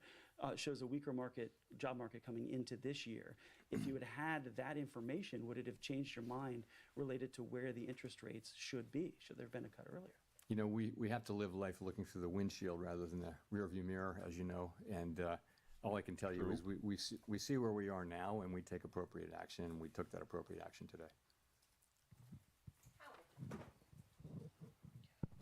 Thanks. Howard Schneider with Reuters. So as you mentioned a minute ago, some margins of the job market would suggest that the slide's already happening. Black unemployment rate in August was above 7%, declining work week, difficulty among college graduates finding work, rising youth unemployment. Why do you think a quarter percentage point now is going to arrest that? Well, I hadn't say that I thought a quarter point would make a huge difference to the economy, but you've got to look at the whole path of rates, right? And the market's has already been baking in expectations. I mean, our market works through expectations, right? So I think our policy path really does matter, and I think it's important that we use our tools to support the labor market when we do see signs like that. I did mention that. You see minority unemployment going up, you see younger people who are more vulnerable economically, more susceptible to economic cycles. That's one of the reasons, in addition to just overall lower payroll job creation, that shows you that at the margin, the labor market is weakening. I would also point to labor force participation. Some part of the significant decline in labor force participation over the last year has probably been cyclical in nature rather than just the usual aging process. So we put all those together, and we see that the labor market is softening, and we don't need it to soften anymore, don't want it to.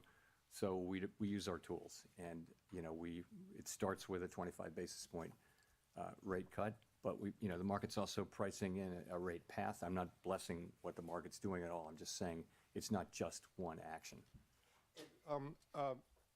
As a follow-up to that, the growth mix right now seems very concentrated in investment and on the consumer spending side in the higher income groups. Do you feel that that's an unsustainable mix for the economy moving forward? I wouldn't say that. I mean, you're right. Those are two. We're getting unusually large amounts of economic activity through the AI build out and corporate investment. I don't know how long that will go on. No one does. In terms of spending, you saw that the consumer spending numbers were well above expectations, and that may well be skewed toward higher earning consumers. There's a lot of anecdotal evidence to suggest that. Nonetheless, it's spending. So, I mean, I think the economy is moving along. Economic growth is going to be 1.5% or better this year, maybe a little better. Forecasts have been coming up, as you can see. So, labor market unemployment is low, but downside risks, but it's still a low unemployment rate. So, that's how we see it.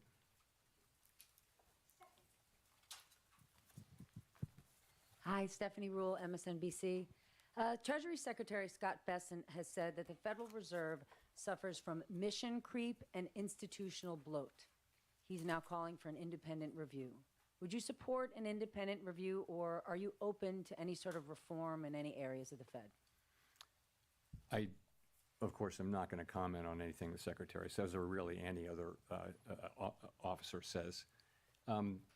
So in terms of reform at the Fed, you know, we just went through a lengthy and I think very successful process of updating our monetary policy framework. I would say there's a lot of work going on behind the scenes around the assets we have in the Federal Reserve Federal Reserve System and at the board. Are they the right size? We're actually going through a 10% headcount reduction through the whole Fed, including the board and all the reserve banks.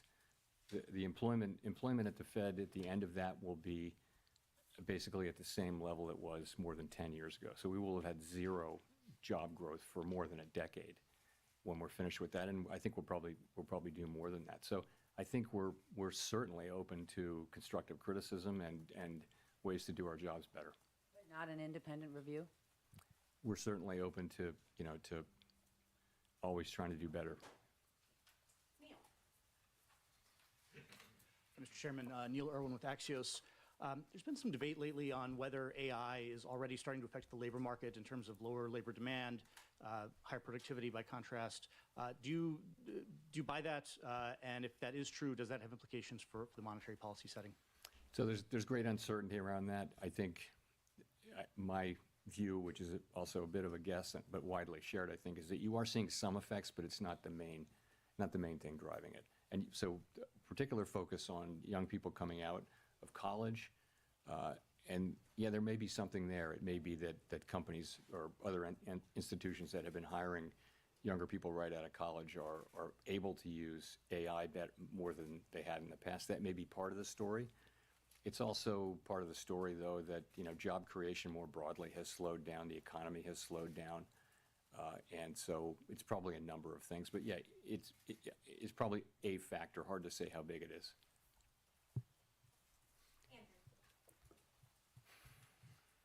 Thanks, Mr. Chairman. What evidence do you see of tariffs showing up in inflation?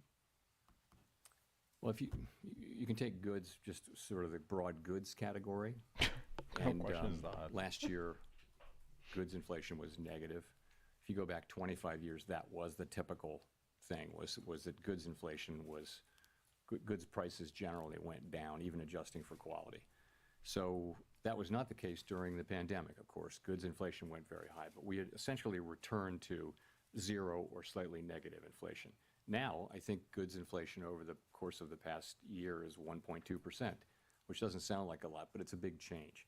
So we think, I mean, analysts have different views, but we think it's contributing, you know, 0.3 or 0.4, something like that, to the current core PCE inflation reading, which is 2.9%. So it's contributing. What seems to be happening is that, you know, the tariffs are mostly not being paid by exporters, mostly being paid by really the companies that sit between the exporter and the consumer.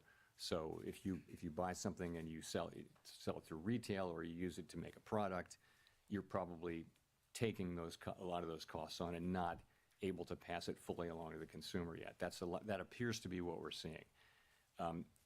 All of those companies and entities in the middle, they'll tell you that they have every intention of passing that through in time, but they're not doing that now.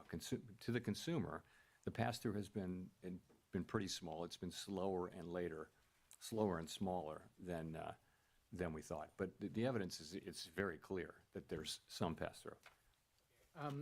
I also wanted to ask if you could share with us the conditions under which you might consider leaving the Fed in May. I have nothing new on that for you today.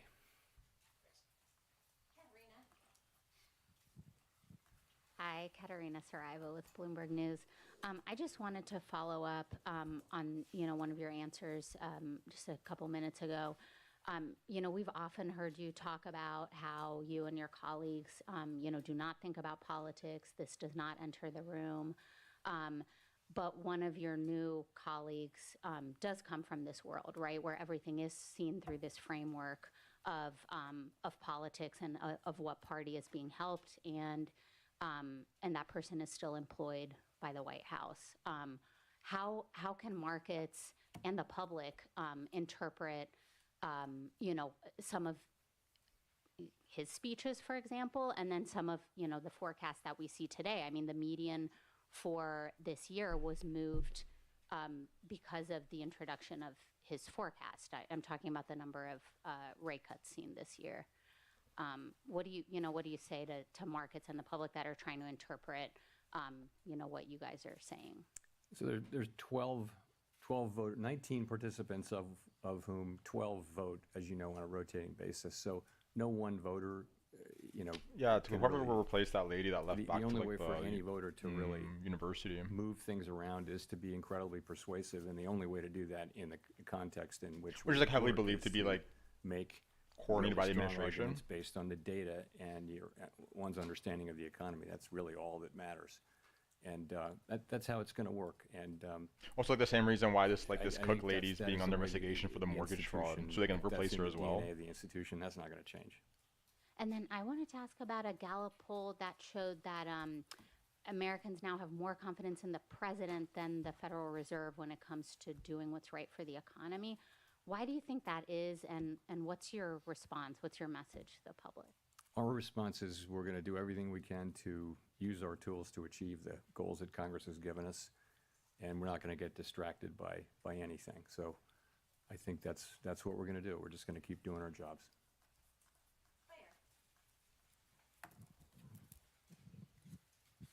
Claire Jones, Financial Times. Given the range of views expressed prior to the meeting, I think there was a lot less dissent today than a lot of people expected. It'd be good to know just what you think the drivers were of coming to that very strong consensus in the meeting, and also on the flip side to just explain why the dot plots are really so scattered between, someone even expecting rates to end up higher by the end of the year to 5 cuts. I mean, what were the kind of range of views you heard about, on one side, why there was so much support for a cut So far, it today, seems like we're just and mathing, on right? the flip side, why there's Just so fill the much imbalances? divergence about what comes next? So I think there's quite a wide assessment that the situation has changed with So respect to the mathing it labor up? market. Whereas we could still say, and did say in July, at the time of the July meeting, that the labor market was in solid condition, and we could point to 150,000 jobs per month and many other things. I think that the new data that we've had, and it's not just payrolls, it's other things as well, suggests that there really is meaningful downside risk. I said there was downside risk then, but I think that downside risk is now a reality, and there's clearly more downside risk. So I think that's broadly accepted. And so that meant different things for different people. Some wrote down, almost everyone wrote down, supported this cut, and some supported more cuts and some didn't, as you will see from the dot plot. So that's just the way it is. I mean, people have, you have people who take this work very seriously, think about it all the time, do their work, discuss it with our colleagues. We endlessly discuss this between ourselves, and then we have a meeting where we put it all out on the table, and this is what you get. And you're right, there's a range of views in the dots, and I think that's, like I said, very unsurprising given the quite unusual, historically unusual nature of the challenges that we face. But let's remember, though, the unemployment rate's 4.3%. The economy's growing at 1.5%. So it's not a bad economy or anything like that. We've seen much more challenging economic times. But from a policy standpoint, the standpoint of what we're trying to accomplish, it's challenging to know what to do.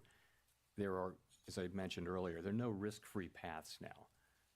It's not incredibly obvious what to do. So we have to keep our eye on inflation. At the same time, we cannot ignore and must keep our eye on maximum employment, which is those are our two equal goals. And you will see that there's a range of views on what to do. Nonetheless, we came together today at the meeting and acted with a high degree of unity.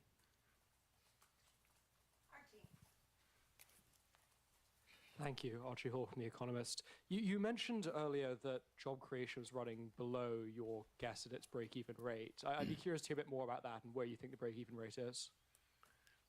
So there are many different ways to calculate it, and none of them is perfect. But it's clearly come way down. You could say it's somewhere between 0 and 50,000, and you'd be right or wrong. I mean, there are just many different ways to do it. So wherever it was, 150,000, 200,000 a few months ago, it's come down quite significantly, and that's because a very lower amount of people are joining the labor force. The labor force really not growing much at this point, and that's a lot of where the supply of labor was coming from over the last 2 or 3 years. So we're not getting that now. We've got much lower demand. It's interesting that supply and demand have really come down together so far, except now we do have unemployment ticking up outside, just one tick outside of the range where it's been for a year.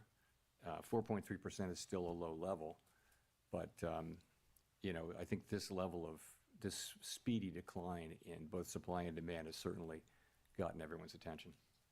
Follow up, if I may. You mentioned the downside risk to employment a fair amount, but it's striking that measures of kind of activity and output for the third quarter, those that we have, seem pretty strong. The Atlanta Fed's GDP now is very strong. You mentioned strong PCE numbers as well. How do you square those things? Is there a chance actually could be upside risk to the labor market if those activity measures are right? Well, that would be great. We'd love that to happen. So I don't know that you see a big tension there, but it's gratifying to see that economic activity is holding in, and it's a good bit from consumption. It looks like consumption was stronger than expected, what we got earlier this week, I guess. And also we're getting, a fairly narrow sector is producing a lot of economic activity, which is the AI build out and business investment. So we watch all of it, and I would say we did move up. The median for growth for this year actually moved up in the SEP between the June and September SEPs. So, and really the inflation and labor market didn't change much. It's really the risks that we're seeing to the labor market that were the focus of today's decision. Nicole. Hi, Nicole Goodkind with Barron's. Thank you for taking my question. Given the cumulative impact of high interest rates on the housing sector, I'm wondering how concerned you are that current rate levels are exacerbating housing affordability issues and potentially hindering household formation and wealth accumulation for a segment of the population? Housing is an interest-sensitive activity, so it's at the very center of monetary policy. When the pandemic hit and we cut rates to zero, the housing companies were incredibly grateful, and it was really, they said that was the only thing that kept them going, was that we cut so aggressively and provided credit and things like that, and they were able to finance because we did that. The other side of that is when inflation gets high and we raise rates, and you're right, it does burden the housing industry, and so rates have come down a bit, and as that happens, we don't set mortgage rates, but our policy rate changes do tend to affect mortgage rates. And that has been happening, and that'll of course raise demand. Lower borrowing rates for builders will help, builders will help supply, and so some of that should happen. I think most analysts think that it would have to be pretty big changes for it to matter a lot, big changes in rates to matter a lot for the housing sector. And the other thing is by achieving maximum employment and price stability, that's a strong economy. That's a good economy for housing. And then the last thing I'll say is, there's a deeper problem here. There's not a cyclical problem that the Fed can address, and that just is a pretty much nationwide housing shortage. Or a lot of places in the country just don't have enough housing for people, and all of the areas around metropolitan areas like Washington, for example, are very built up, and so you're having to build farther and farther out, and so that's where it is. And just a quick follow-up. During the last SEP, or the press conference following the last SEP, you seemed to indicate that policymakers lacked conviction about their projections, and I'm wondering if you still feel that way. forecasting is very difficult even in placid times. And as I've mentioned before, forecasters are a humble lot with much to be humble about. So I think right now is a particularly challenging time, even more uncertain than usual. And so I don't know any forecaster anywhere, really. Ask any of the forecasters whether they have great confidence in their forecast right now. I think they'll honestly say no.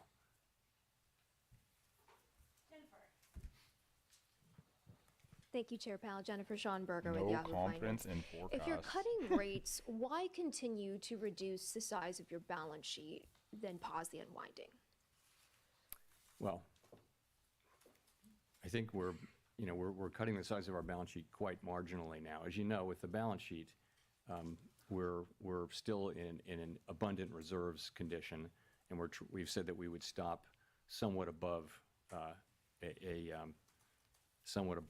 an ample reserves level. That's where we are, and we're getting closer to that. We're monitoring it very carefully. We don't think that has at all significant macroeconomic effects. These are pretty small numbers moving around inside a giant economy. The level of runoff is not very large, so I wouldn't attribute macroeconomic consequences to that at this point. And at his recent confirmation hearing, Stephen Myron brought up that the Fed actually has 3 mandates from Congress, not just jobs and stable prices, but also moderate long-term interest rates. So what does Congress mean by moderate long-term interest rates? How should we understand that when we see the 10-year Treasury moving? And how do you think about this part of the mandate when policy choices like rate cuts or balance sheet reductions affect the long end of the yield curve? So we always think of it as the dual mandate, maximum employment and price stability, for a long time, because we think moderate long-term interest rates are something that will result from stable inflation, low and stable inflation, and maximum employment. So we haven't thought about that for a very long time as a third mandate that requires independent action. So that's where that is. And there's no thought of, as far as I'm concerned, there's no thought of considering that, considering that we somehow incorporate that in as something in a different way.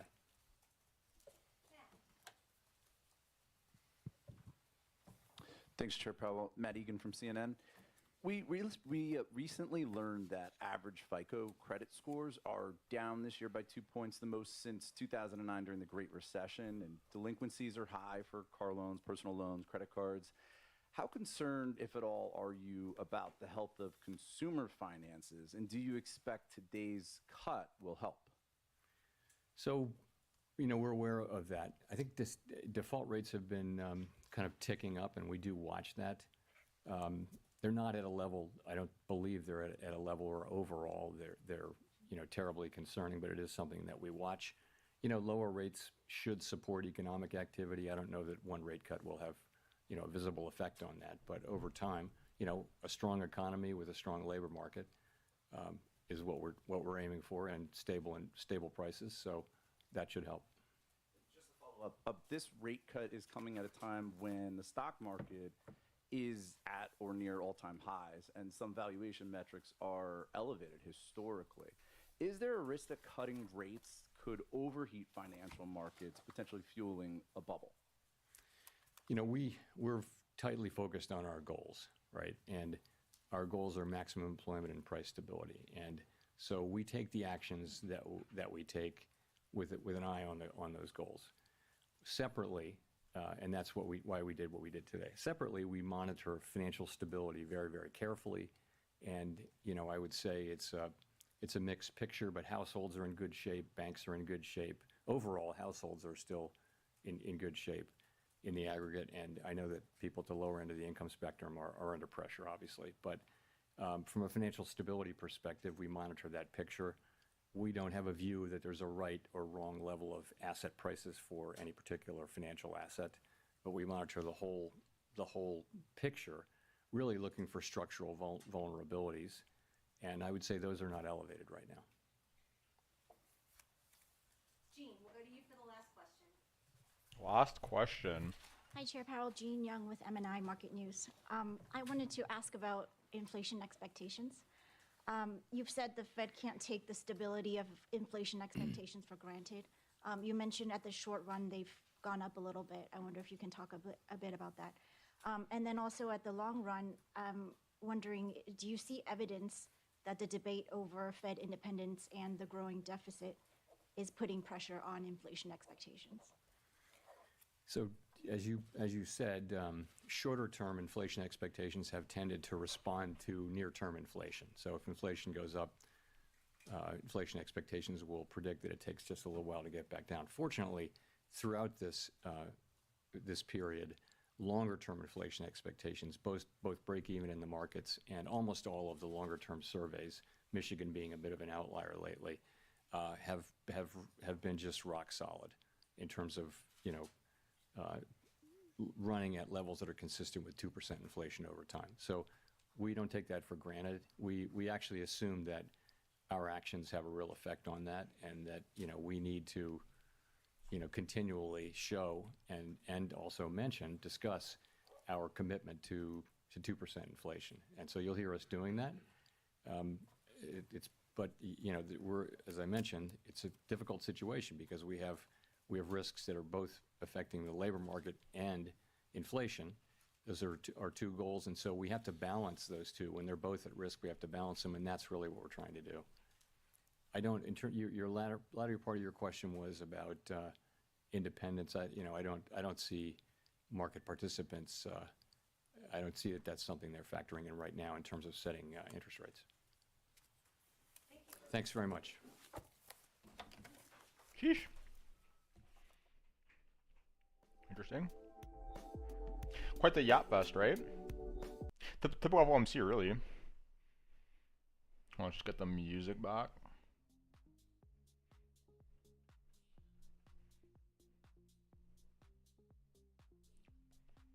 Boom, boom, boom. No, we're basically back where we started an hour ago, right? Kind of the typical FOMC day. Just wreck one side, then wreck the other, and just back to break even. And we'll see what happens the next day or two. Let the market digest all this. Bum, bum, bum, bum, bum. ETH also barely moved, so we're still in this thing. Bum, bum, bum. What do we write down here?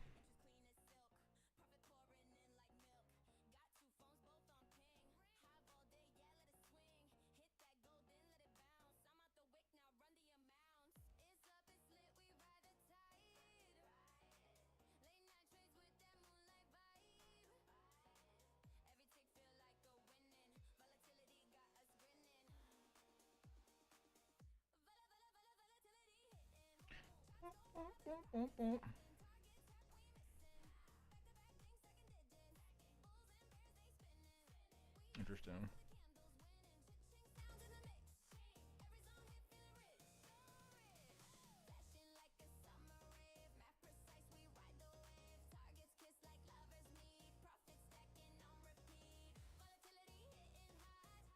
It kind of seems like at some point we're setting up for some shit to hit the fan, right? Like he didn't seem particularly bullish on like the labor market, especially when he talked about the fact that if layoffs start to like uptick, given the fact that there's like very little hiring, pretty alarming.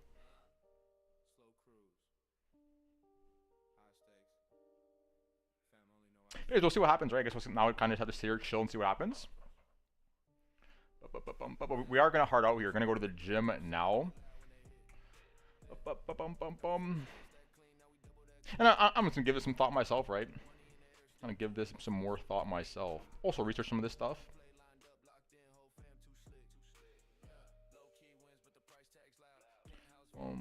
For now, we wait and see, right? For now, we just have to go wait and see at this point. See what the market's thinking. Because it closes in 30 minutes, right? The cash session. So I'm sure tomorrow and Friday we'll start to see a lot more, and especially given the options expiry on Friday. Let's get rid of this. Let's get rid of JP's done flexing on us. Do a quick chat shout outs. Shout out to Harshul Shout out to Adrenaline. Shout out to Harris. I think that's it, right? Yeah. In terms of the next stream, I have to go for dinner tomorrow. Tomorrow's Thursday, correct? Yeah. So probably gonna stream during the day tomorrow at some point again. Probably a longer one. Today was like a pretty short one. Tomorrow will probably be on a bit longer. Yeah, yeah. That looks like we're starting to ascend here though. That's the other thing. I mean, in terms like let's just suppose we just ignored everything that just happened and we were just looking at these charts. Kind of just mathing so far, right? All we did was just clean a shit ton of imbalances.